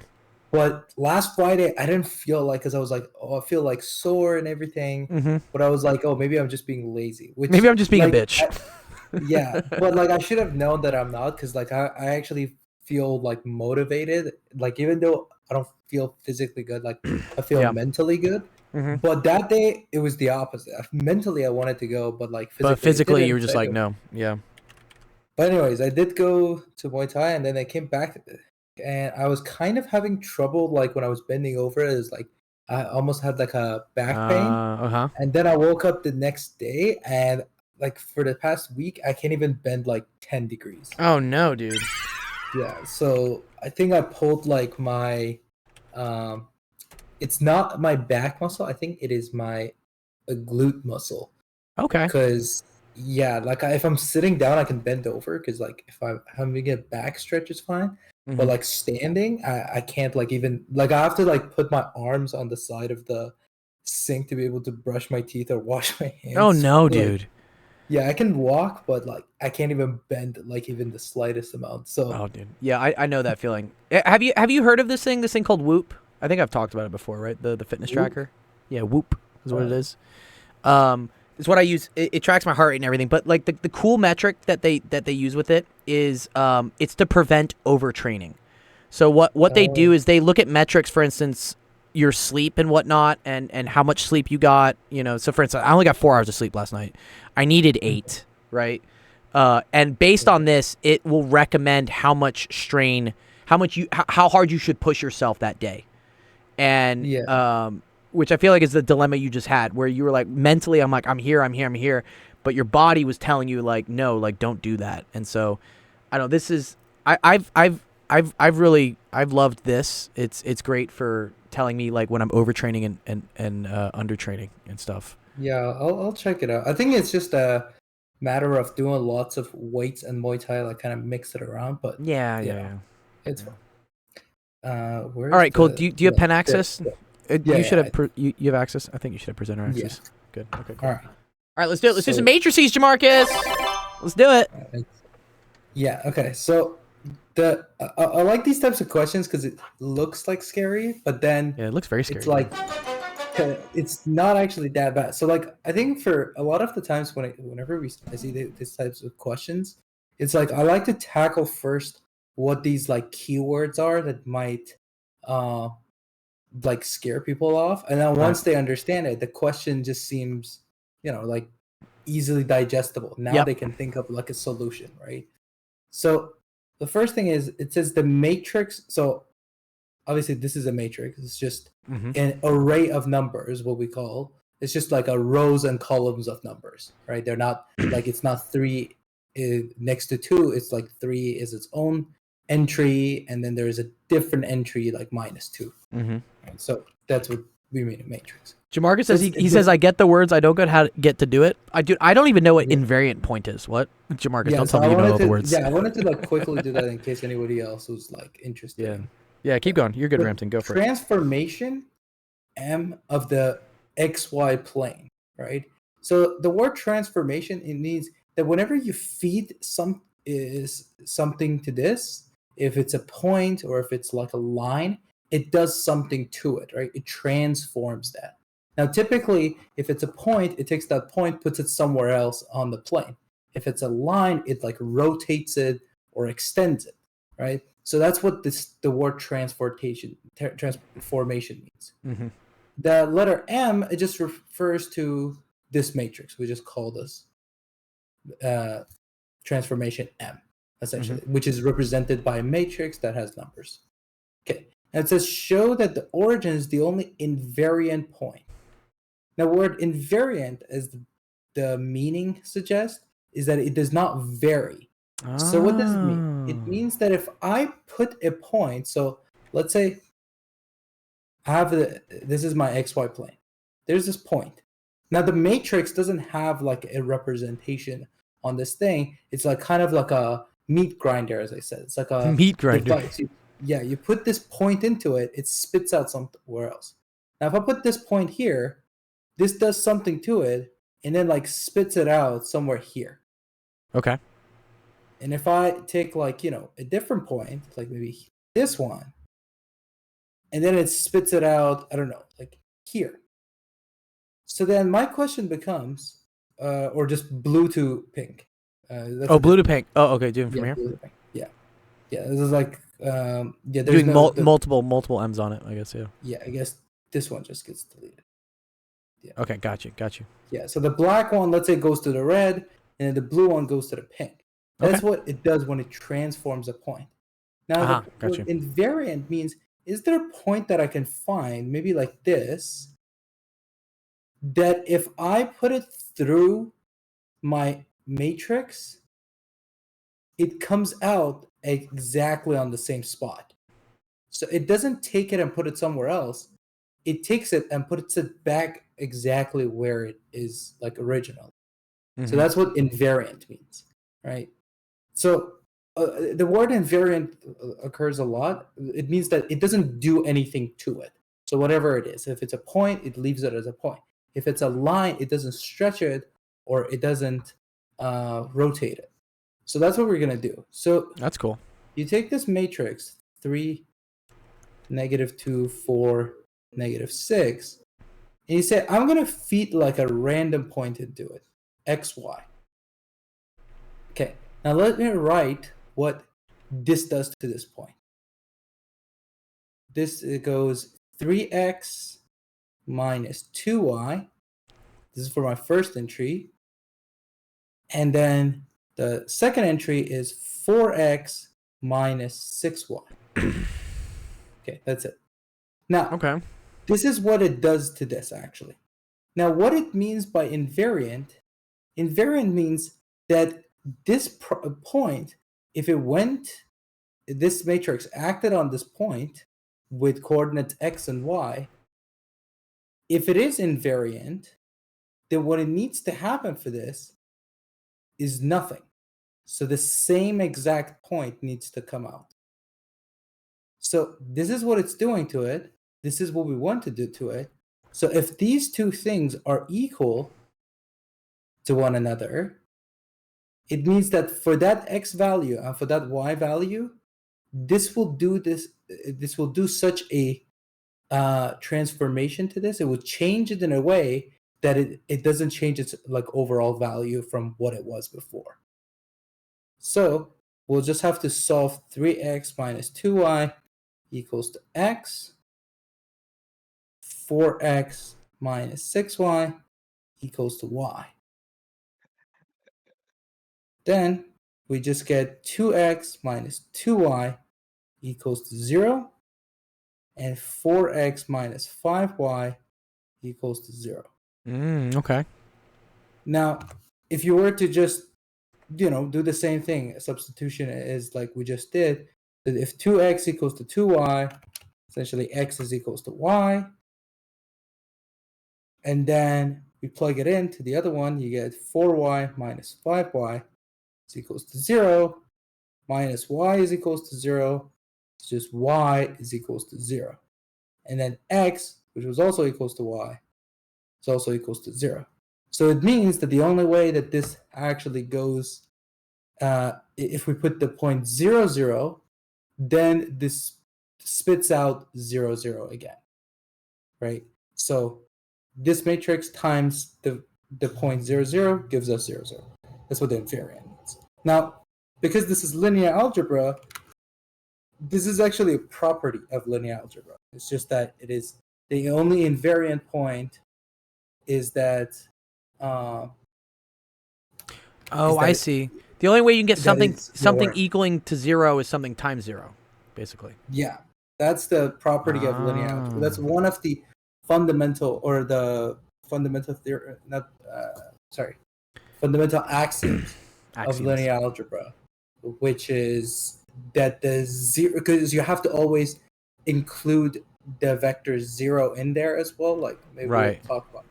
But yeah, that's pretty much what it is. So any matrix times 0 equals 0. Gotcha. That's Okay. one of the things, because there's no in linear algebra, a matrix only stretches stretches things if it's like, you know, a shape or something. Mhm. It only takes them from one point to another, or shape wise it only stretches and rotates. It never shifts Oh, anything okay. to Okay. the Okay. other place, right? So that's why, because there's no shift, the origin stays unchanged, essentially. So that's the first part. Now the second part, it says find two values of m for which y is equals to mx is an invariant line under the transformation. So what this actually does, it's kind of like, you know, I'll just do it on the bottom side here. Yeah. Okay. So we have 3, -2, 4, -6. Now this applies. Now in here we are talking about lines, or another time a line can be represented by a vector, so a direction. So we call it, like, I'm calling it v1, v2 because typically instead of this we just put a vector v. Now this is equals to m some number times v1, v2.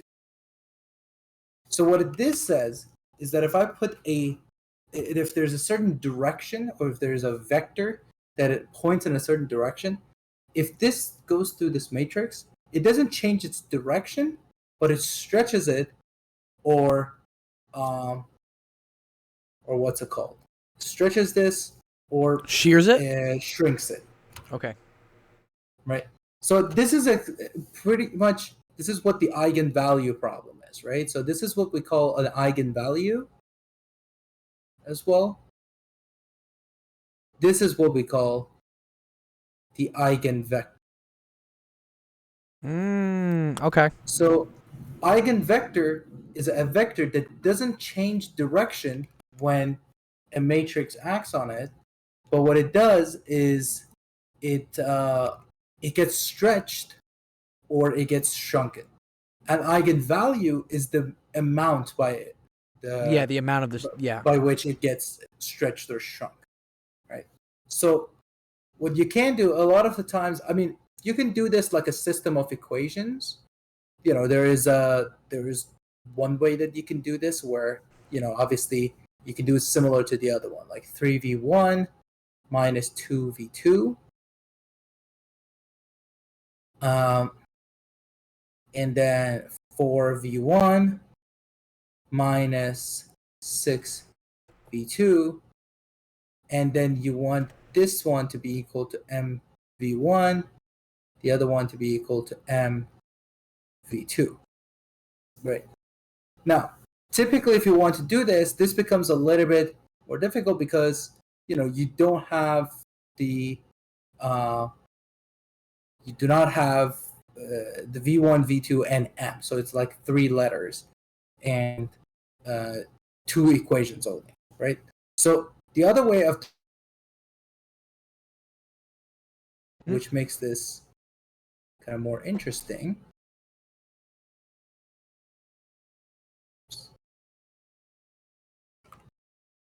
is this.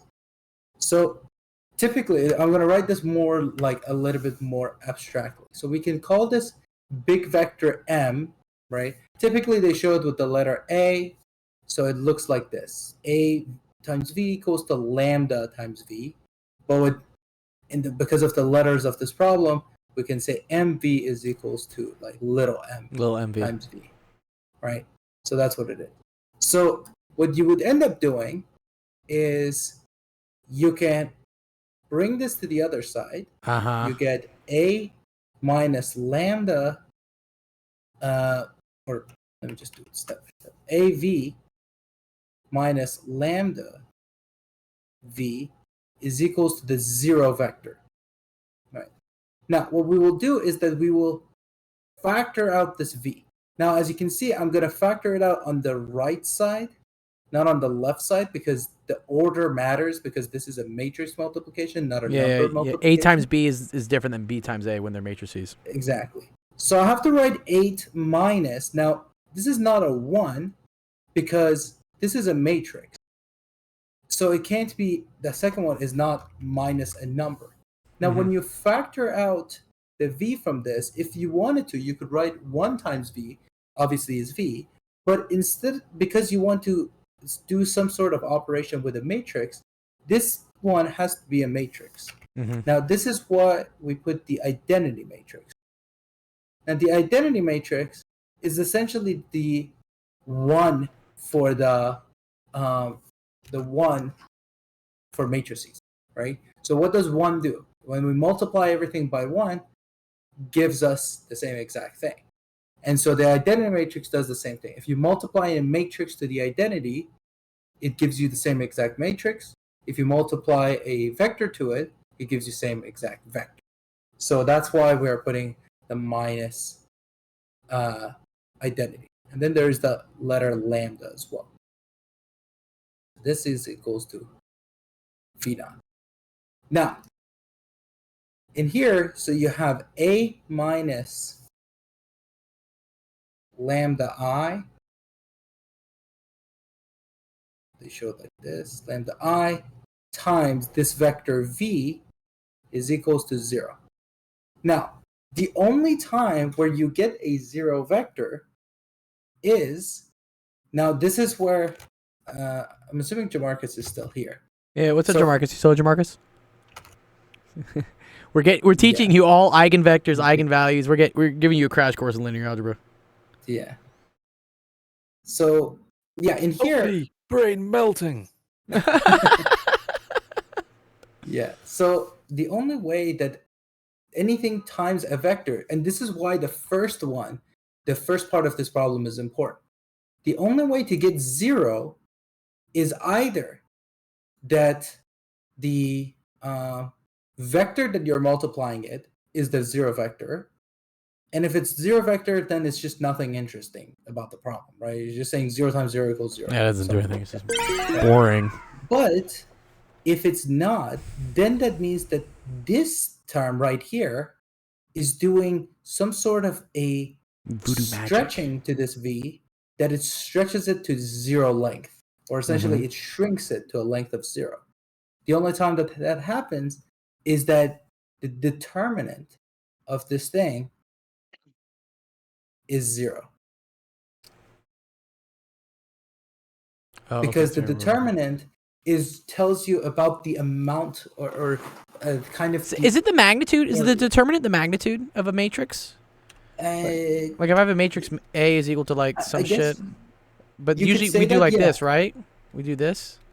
Is that equal to the? Is that what that is?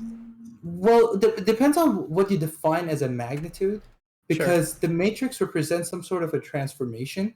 So what it really does is that it's better defined by if there's some sort of an area, right? Mm-hmm. What it does to that area, right? So the determinant says by what factor is that area being affected? Okay, Jamarcus says area scale factor. Okay, cool. I didn't know that. Areas. That's cool. Yeah, so that's what the determinant does essentially, right? So like if you have some sort of a shape and you multiply it by a matrix, right? Every point in that shape, right? Essentially what it's doing is that it's taking every single point on that shape and is putting it somewhere else, right? Okay. So now it creates like a different shape somewhere else. And when it's doing that, the area that is within that original shape gets affected by some sort of factor.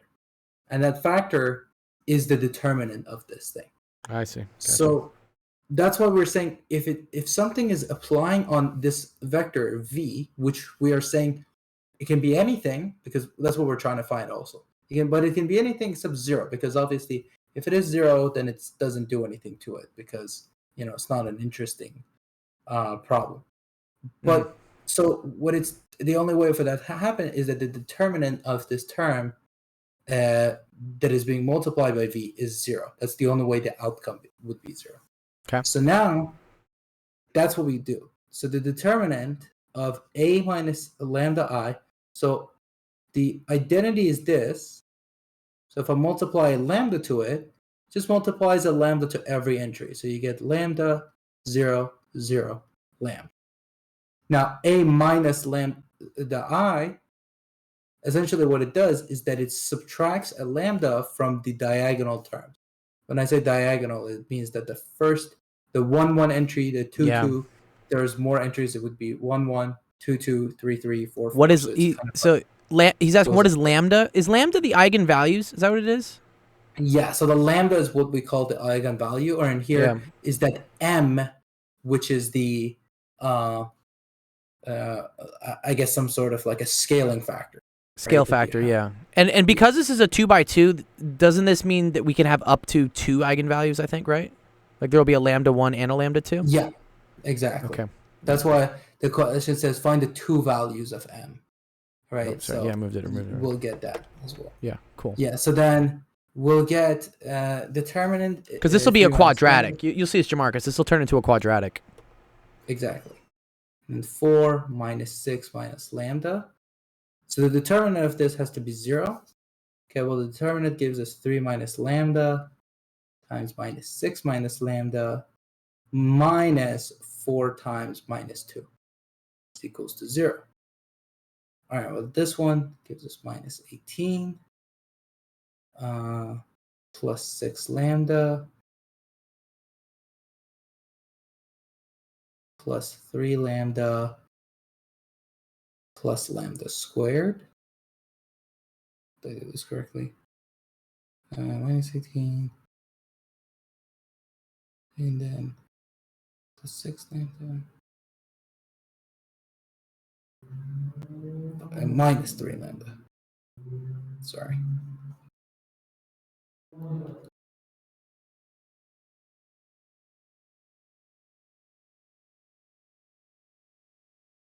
Minus 3 lambda plus lambda squared, and then minus 4 times minus 2, which is plus 8 equals to 0. Mm-hmm. Okay. All right. Now we'll get lambda squared plus 3 lambda minus 10 is equals to 0.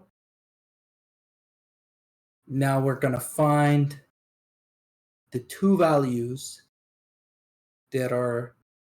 Did they make this nice for us? I think they made this nice for us, right? Minus 10? They did. They did. Nice 2 numbers. Yes, actually. That's so true. nice. At first I was like, oh, yeah, so 2 numbers that their multiplication is minus 10 and their difference is 3. So the addition is 3. Or I guess, yeah, because one of them has to be negative. Yeah, you're right. Yeah. So 5 and 2, and then because this is positive 3, then it means that the bigger one has to be positive and the smaller one would be negative. So it would be lambda plus 5 times lambda minus 2 is equals to 0. You can reverse this and see that it comes out exactly the same. And then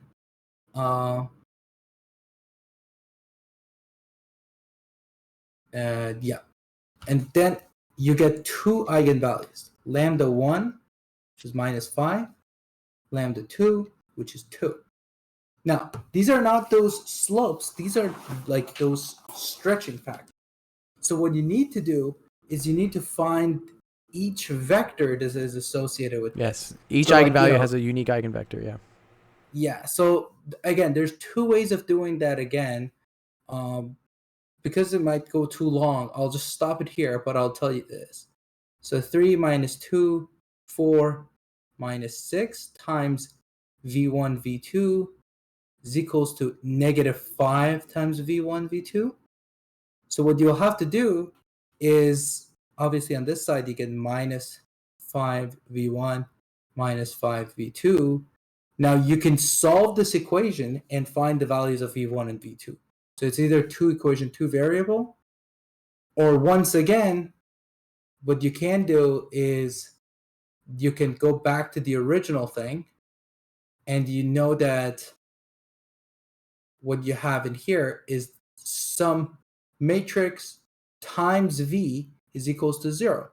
The only way that that's true is that that v lives in the null space of this, which, you know, I'll have to explain null spaces as well at some point, because he hasn't gone through vectors yet. I think null space might be like a little bit too much just for something. But I think the eigenvalue and eigenvectors kind of makes sense in terms of the fact that, you know, you just have to know that they are the stretching factors and the direction in which, if something was to be affected by a matrix, it doesn't change its direction. Okay, so don't worry about the null space for now. Lambda, as we said, no. Okay, so yeah, let me just give you a Space is quick, not 7-dimensional space. Don't worry. yeah. I'm gonna give you a quick, just what's it called? Summary Refresher. of this. Okay? Summary. Refresher. Right. That lambda is what we call the eigenvalue, right? And that vector, which has the components v1 and v2, is what we call eigenvector, right? Yes. And the lambda is eigenvalue. The vector v1, v2 is eigenvector. Now, what is special about eigenvalue and eigenvector? Well, eigenvector is the direction. So you can say, like, it points to a certain direction. Because it has an x and a y, right? This is like a point, Jamarcus, right? Just like it just points somewhere. Like Yeah. x, So y, it's right? kind of like a direction that is pointing. Exactly, right? And then this It is a moves scale V1 factor. Units.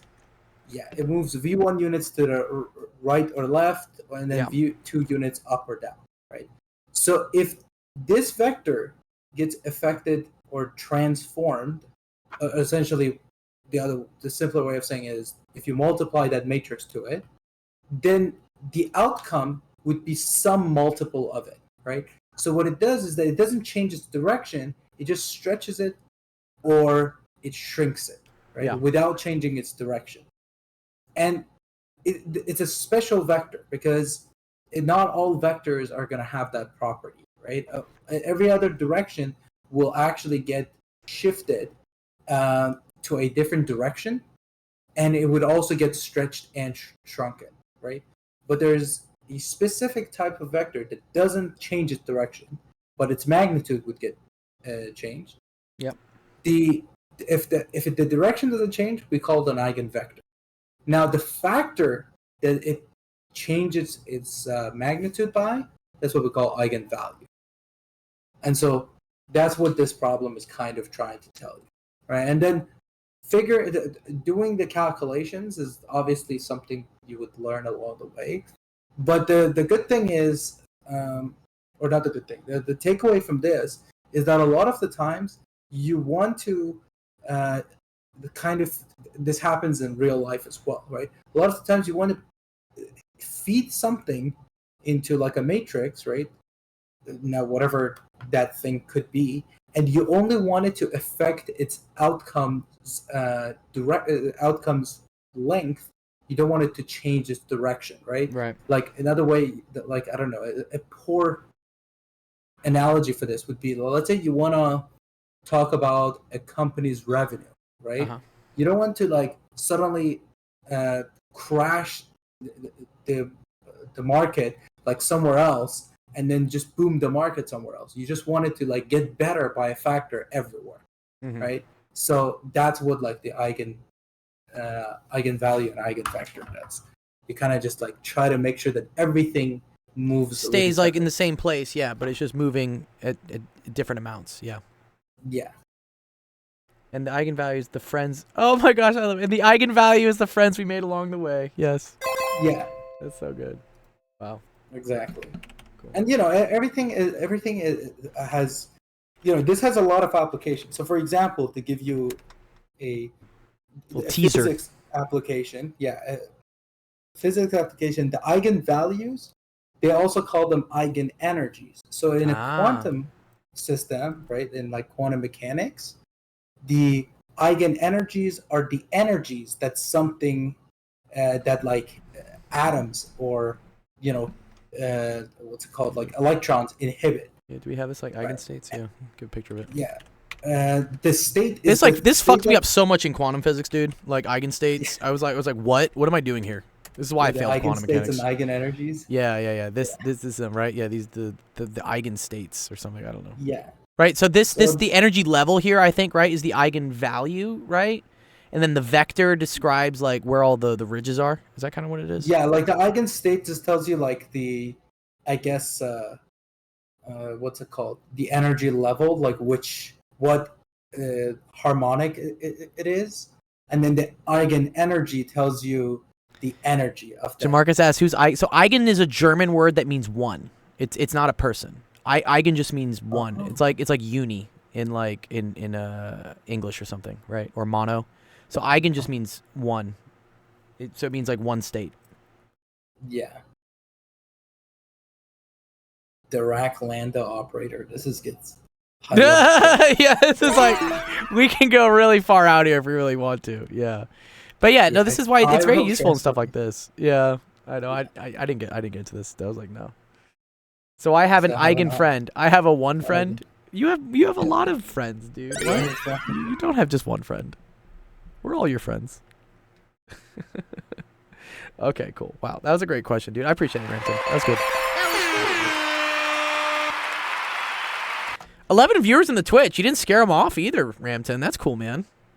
Yeah, I was trying to like go like very step by step. Like I Yeah, feel no, like it was. that one of the hardest thing about like breaking down these like math problems is Yeah. to like explain every little bit of this Yes. very like slowly. Like I feel like that's the thing is like a lot of the times it feels like people assume you should know this, right? But I assume Yeah. like, okay, you don't know any of these things, that Let's aren't make in the let's make sure normal you, vocabulary. and especially Jamarcus. Jamarcus is in like 8th grade, right? And we're teaching Jamarcus Wait, he's in eigenvalues and 8th eigen. grade? I think he's in 8th grade. Jamarcus, what grade are you in, dude? I think he's in 8th. I thought This he is was in what's high so school. cool. This is what's so cool, man. He's in 7th grade. He's in 7th fucking grade, dude. What? And we're teaching him linear Pneumatic? algebra? Yes, dude. Good Damn, job, Jamarcus. okay. Jamarcus, good remember job. us, dude, when you get the Nobel Prize. Can you remember us, please? First month of 7th grade. Yeah, like So he's barely a 7th grader. He was a 6th grader a couple months ago. yeah. That's cool. That's very cool, man. Yeah, you are way ahead. I thought he's gonna be like, I thought he's like grade 10, right? No, or no, grade no, 9, no, right? So I was I- like, Yeah. I can see him like learning these things ahead because I feel like it's way too slow. You don't need to wait until university to learn these stuff. Yeah, you don't have to. Take Yeah, your like time. if you're interested in this and you want to learn it, all power to you. And like we're more than happy to provide the platform for you to learn it. And honestly, like I'm learning a ton here. Like this stuff used to screw me up so much when I was in grad school. So like I'm so happy to see it again. Yeah. Yeah. I mean, I like for example, one of the things with not to be bad mouthing him, by the It's way, okay. just say Bad that. bad math. But like Hypatia, he's Yeah. always like popping up with so many words that I Oh, don't know I what know, they are. I know. And I was like, I understand your explanation, but that's given if I knew what you were saying. Like, because Yes. a lot of the Yeah. it relies on knowing that. And certain word. Hypatia is totally aware of this. I know because I've talked to Hypatia about this, and Uh-huh. Hypatia wants to get better, and that's why I'm more than happy to have them practice that here. You know, because Yeah. I think Hypatia was saying that they had a calculus class that they were teaching, and one of the like the first complaints was that like it's too complicated the way you're teaching it, and Mhm. Hypatia was like, I need to get better at making things simple. I'm like, yes, bro, Yeah. do it here. No, that this is. I think not making things simple is bridging it Yes. between simplicity and that complexity. Because one of my best professors, which was actually one of the class that a lot of people were failing because it was a really hard class, Yeah. but he was doing such a great job connecting the basic stuff to the complicated stuff that I was like acing that class. Yeah, And so a yeah. lot of people were like, "Oh, but like, how are you acing this? Like, you'd be like really smart." I was like, "I don't know. It's just like sometimes it depends on how people learn as well. Like stats, I was like getting wrecked. Like I didn't Yeah, get yeah, good yeah. at It also stats. depends on your teacher, right? If you got a bad teacher in a class, like you're gonna get screwed. Yeah, I mean, to be honest, my stat teacher was good. I just found stats really boring, which is why I try my best to make stats really interesting. Like I draw from my personal experience from every single thing that I've learned about stat to try to get Yeah. people interested in stats, because I myself, like, I barely pass stats, and now I like teach it all the time. I've That's like so gotten cool, so isn't good it? at it. Yeah. And so like, and so that's the thing. It's like I never tell people, because I'm like, if they ever looked at my stats grades, they'll be like, you shouldn't be teaching. You're going to like an I mean, abusive lover or something. You're just like, yeah, like, you know, thank Yeah. you. Don't beat me anymore.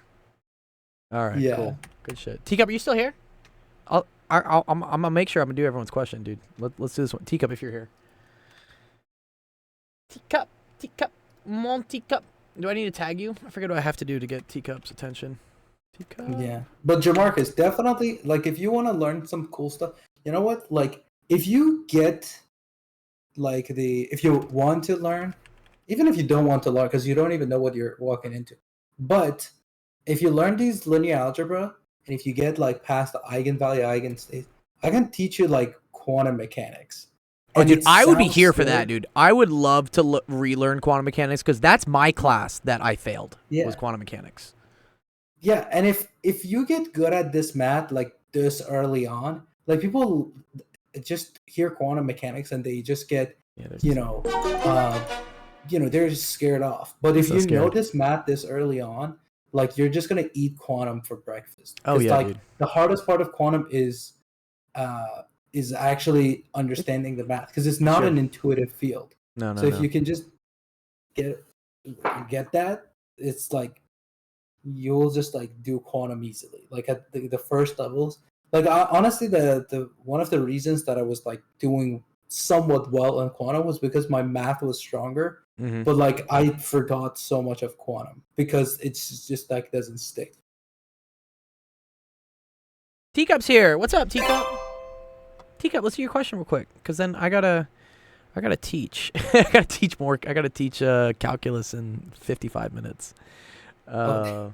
I know, right? Yeah, it's just like, yeah, it's more and more and more and more. And also, I need to make some room in my my living room, because I just today I went and picked up all my Burning Man equipment from the truck. And let Mhm. me tell you, it's not looking too good. Here, let me show it to you guys. Yeah, here we go. Like, Yeah, it's this- messed up, or it's just filled with sand. Yo, Oh yeah. dude, this Jesus is my living room. So I have to go clear some space so that I can go teach a student over here somewhere. Oh, you do it in person. Okay. Some Did teaching you- I do in person. Yeah, some people live in the area and they want to come by, and I'm like, yeah, you can come by. And then some people, yeah, I just teach online. But Okay. there's a lot of dust and mud on all this stuff from Yeah. so I gotta kind of move it around. I know, it's nuts. I'm sure he'll understand. You'll be like, I made the news, so I think Yeah, you I was know. on the news. I was on the news. Yeah, it's I love this truck, dude. This truck is how, like, honestly, I get everything around. Yeah, I fit everything in here. And then this is the location of where the base is. This is where the Quantum Gravity Research Institute is. This is gorgeous, dude. It's like Damn. they call it I think they call it Top of Topanga is what it is. Is that in It's- Nevada? No, this is in California. This is right outside of LA. Yeah. Oh, okay. It's about an hour Like, north. I'm of assuming it's Malibu. near Caltech. Yeah. Oh, Jamarcus, you want to come speak? Yeah, come speak, dude. Jamarcus, yeah. Come on, come speak. I don't think I even heard him speak before. I've heard Jamarcus speak like once, maybe twice. Did I do it right, Jamarcus? Did I get you?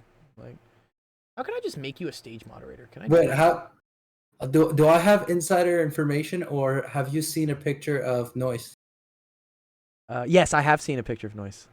Okay, Uh-huh. yeah, he sent me a picture of him with camping, and I was like, wait, is this the first time I see? Yes, yeah. Oh, did he make you guess? Did he make you guess which one he was? Yeah, I guessed the other person. Like,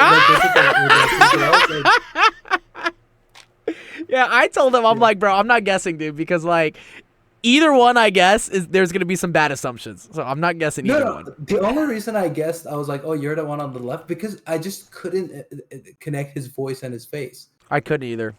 Because like I was like, his voice is so thick. I don't know. I always thought like Yeah, he's got a thick he's, British like, accent. 6'5", like jacked guy. I don't know why. Like Yeah. not that saying, not saying that anything's wrong with it, but like I don't know. It's like whenever I see someone, like even who's that singer Hosier? Hosier, yeah. Yeah.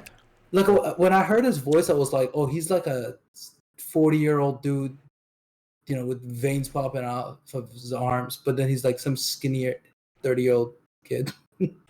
Is he? Hosier? Jamarcus, Yeah. try leaving the stage channel and joining it again. Oh, there you go. Good. I just made you a class rep, so like whatever. You can get whatever now. There you go. Oh, this is Yeah, like, Hosier. This is This is not like his sound and his face. Is he the take me to church guy? Take Yeah. me to church. Yeah. Yo. Yo, what's up, Jamarcus? What's going on, dude? Nothing much. Nothing much, dude. That's cool, dude. Wow, we got a voice reveal from Jamarcus on the Voice stream. reveal from Jamarcus. And Were face you reveal from- around for the face reveal from Ethan? Yeah, I think so. Yeah, that was fun. I got Ethan's face reveal. We got Jamarcus's. I don't know reveal. why. I just Rare occasion. I cannot believe Jamarcus. You're 7th grade. Good job. Like good for you. I Yeah, don't know good why. I for just you. expected like a full ass, post puberty voice. Yeah, someone who's in like late high school or whatnot. Yeah, a lot of these kids actually No, get. I'm so short and small though. It's But crazy. that's cool though because your brain is so tall. That's the main thing. That's what counts. Yeah. Yeah. A lot of these kids I know at this age, especially around the 6th grade, 7th grade age, they don't like their voice for whatever reason. They're like, oh, I sound like a little kid or something. I'm like, bro, I have the most high-pitched voice ever. Like, I sound like a goddamn fucking hyena. Like, Man, But- I still don't like hearing my own voice. Yeah, exactly, I right? mean, I still think my voice is like too high pitched for some reason. mm-hmm. Yeah. I I don't know. don't even know. Sick. Where's Teacup, dude? Teacup, you're in the chat, dude. Teacup, I need to go like clean my apartment. Can you please come by, please? Like, where are you, Teacup? Okay. He says, okay. Thank you, Teacup. Yeah, let's do your question. I appreciate you waiting so long. This is what, 2 hours and 10 minutes? I think the longest stream I've done is 3. I think 3 hours is long. I'm amazed OBS hasn't crashed. Like, that's the big. Yeah. Thank you, OBS, dude. You haven't crashed in the last 2 hours? Wow.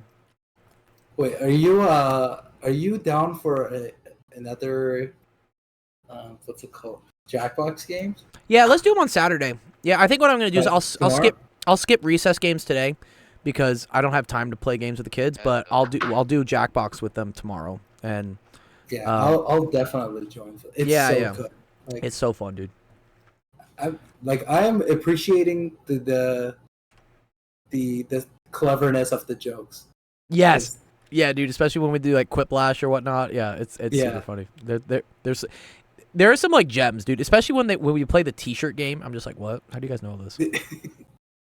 Yeah, I'll definitely be around. All right, Teacup, you want to do this one? This one looks pretty cool. Want some help? Okay.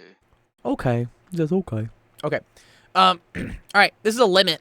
What do you know about doing limits? What's like the first thing we do with limits, Teacup?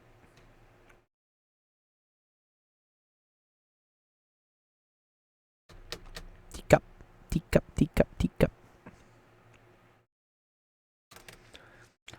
We haven't done limit. We haven't? Yes, we have. Okay. No, we Wait. Here's what you do, Teacup. Anytime you have a limit, the first thing you do you see how this says limit? Oh, wait. Oh, I Yes. spoke. Okay, yeah. Do you see how this says limit as theta approaches pi over 4? Okay. What that means, I mean, I could show this graphically, but let me just show you the quick way first, and then next time let me show you like graphically like what this means.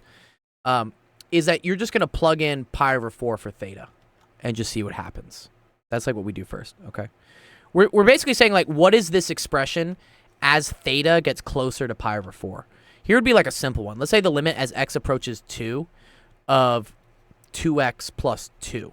Or let's say 2x plus 1. Or no, let me, sorry, I don't like all the 2's. 3x plus 1, okay? What this is asking is, like, what is the value of this thing as x gets closer to 2, okay? Or, like, really, really close to 2.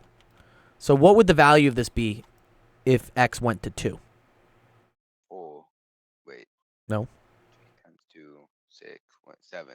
7! Yes. It would be 7, right? You see how you can just plug it in there? Awesome. Okay, cool. You can do that with here, too. I could plug in theta for pi over 4. Or I could plug in pi over 4 for theta, sorry. So here's the key thing here. Do you know what the tangent of pi over 4 is? Is it a parabola? No. This is a trig function. Okay, so... I don't know. Okay, this is the whole unit circle. Remember all this? Oh, fuck. Yeah. Can't draw circles today. Here. Okay, cool. Right? So pi over 4 ends up being 45 degrees. Is what it is. Okay, so it looks like this. This is 45 degrees. Okay. And then because it's a unit circle, the radius or the hypotenuse is always 1. And then you draw like a little triangle like this is what you do. Okay. Do you remember from SOHCAHTOA what tangent is? Whatever what? SOHCAHTOA. Do you remember this?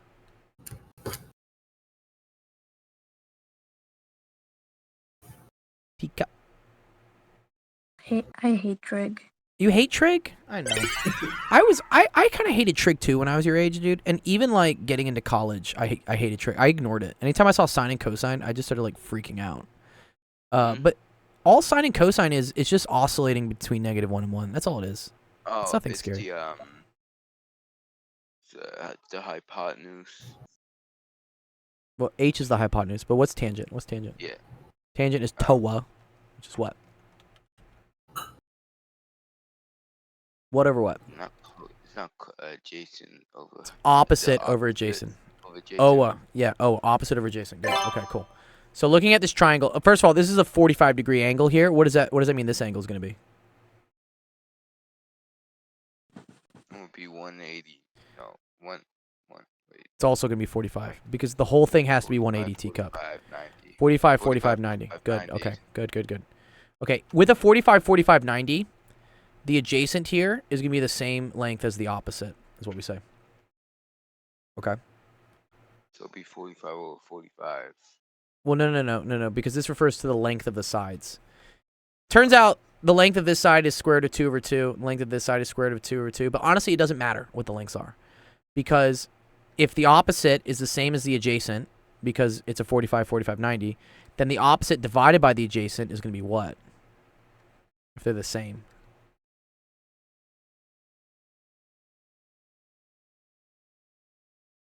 What's it going to be?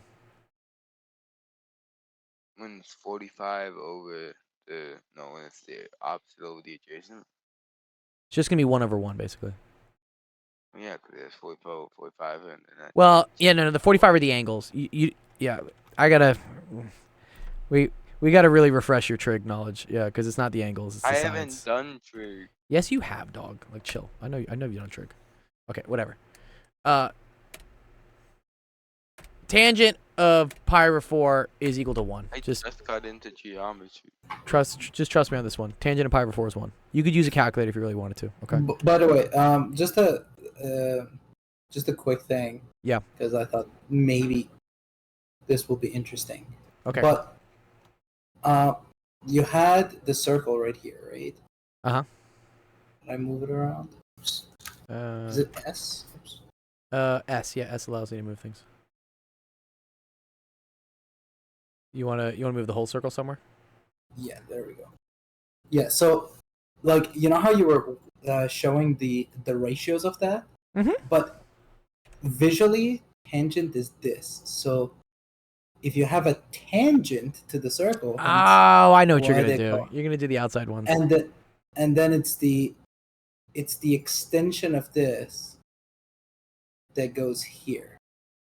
So this length is the tangent. Ah. So that's what visually is. And then the cotangent is this. So you extend it from the other side. The other side. Yeah. If you extend that and then wherever So wait, the angle, tangent is the length of this? Is that what we're saying? Yeah. Yeah. It's the intersection of your angle if you like keep extending it Uh-huh. and the vector that is parallel to the y-axis. Or sorry, the line that is parallel to the y-axis and connects the circle there. Okay, And then so the if I have the cotangent- tangent of here, that's like way over here then, right?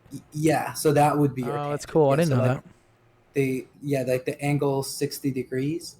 And it kind of makes sense also, like because you get closer to 90, your cosine is getting smaller, but then your tangent is growing.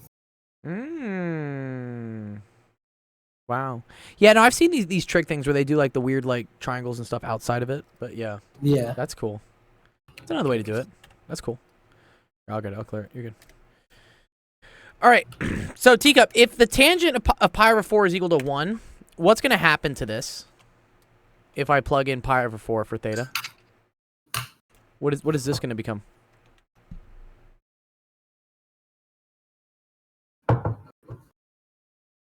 Theta. When theta gets closer to 1. Now, when theta is equal to pi over 4, right? Oh. Okay, so now this is tangent of pi over 4. Okay. What does that become? And that's What- 1. 1 minus becomes 1 1. is 0. So Good. Exactly, good. This whole thing becomes 1. 1 minus 1 is 0. Okay, 1 over 0 is bad. Don't like that. 1 over 0 real bad. Okay. Tangent squared is just basically like saying tangent of theta times tangent of theta. I know the squared's here, and it's weird, but that's how they write it. So this is basically just saying like 1 times 1 minus 1, which is also 0. Bad. Okay, cool. All right. When that happens in limits, whenever we have like divide by 0, what that means is we need to do a little bit more work. We need to do a little bit more algebra to try to make this look like something that's nice or, you know, doesn't divide by 0. Okay? So, let me think what I'm going to do here. Okay.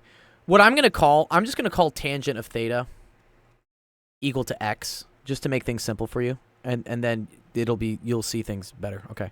So I have 1 over x minus 1. And then we have minus 2 over x squared minus 1. Good. Okay. What is some algebra I can do to try to like maybe combine these things?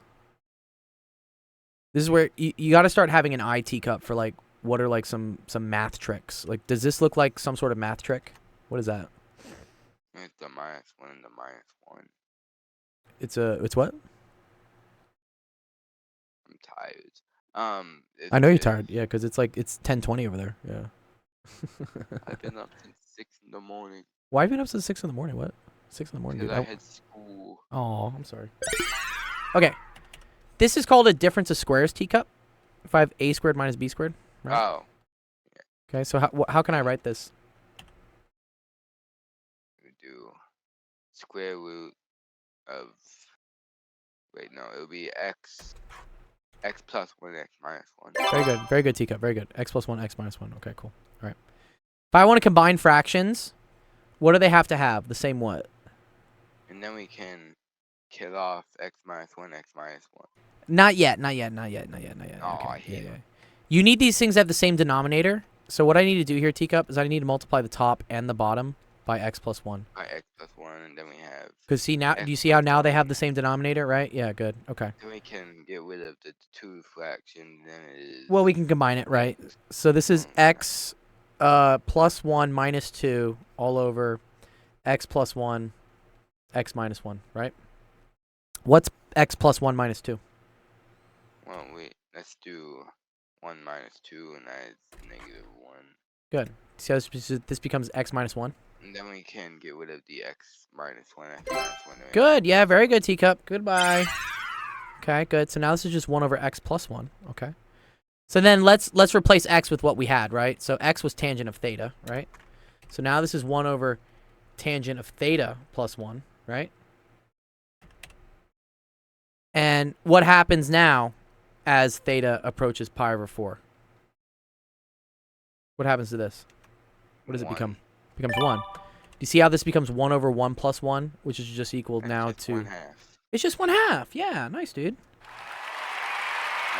That's dope.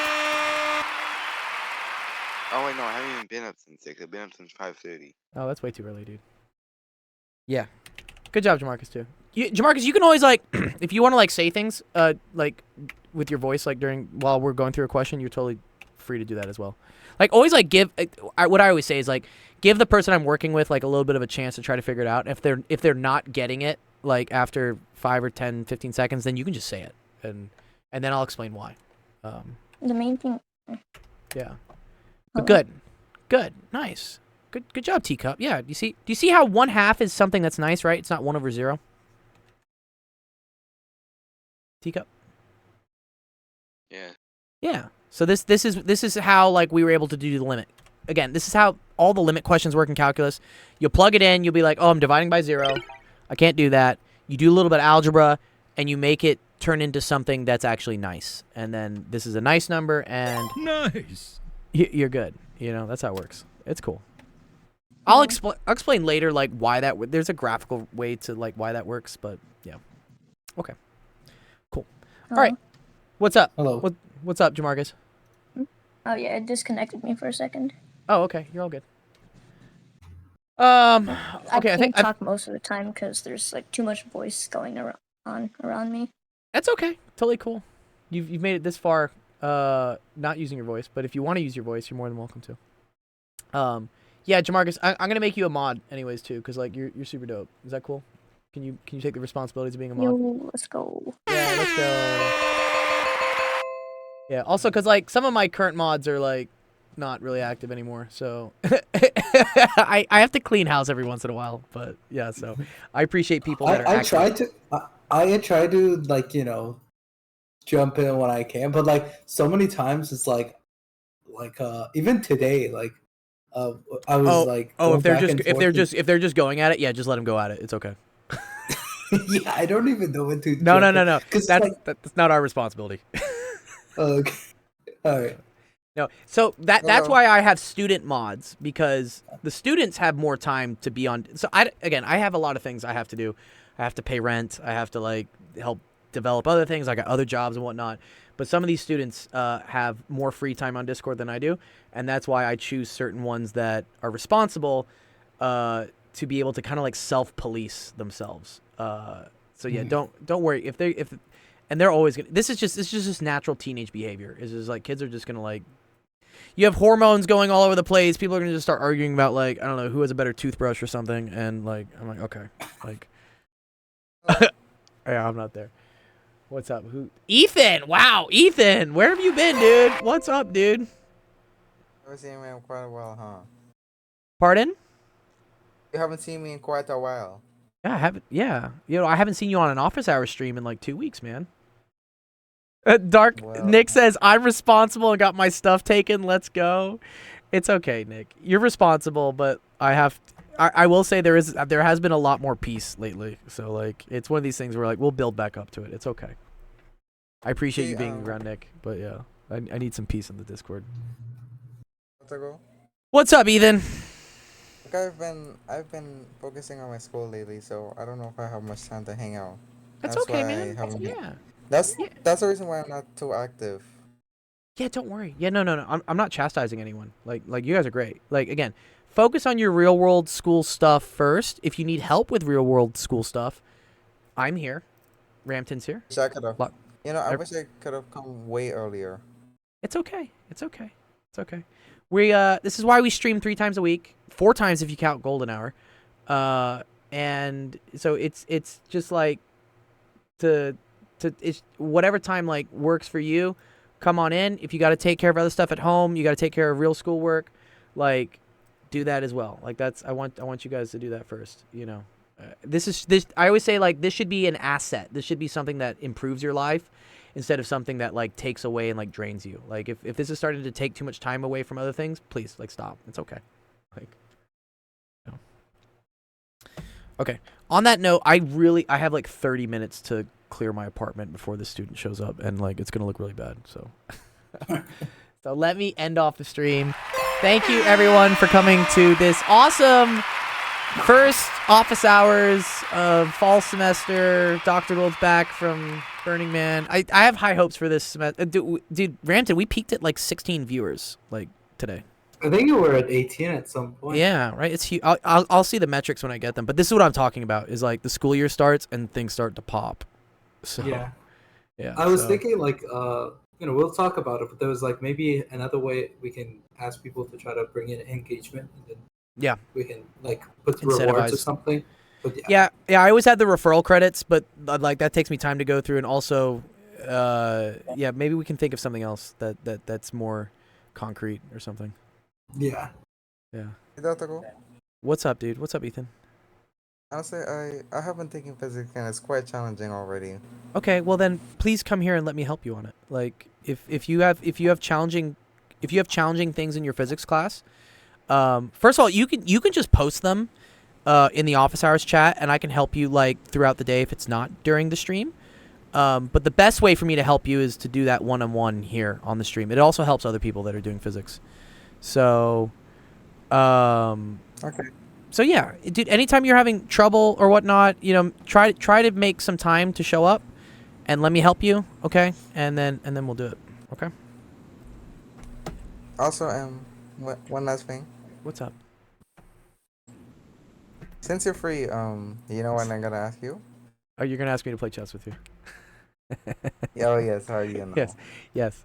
I'm not free right now because I have to go teach, but I will be more free this year. Yes, you are right. Let's find a time that we can just sit down and play some chess. I'm down to play chess with you. Right now, I really have to clean my apartment in the next 30 minutes. So, cool. And for Dr. Gold, I think I've been going too hard on people, so I might just lower the difficulty for that. No. Never lower the difficulty. What? No. You can keep beating people as much as you Why want. not?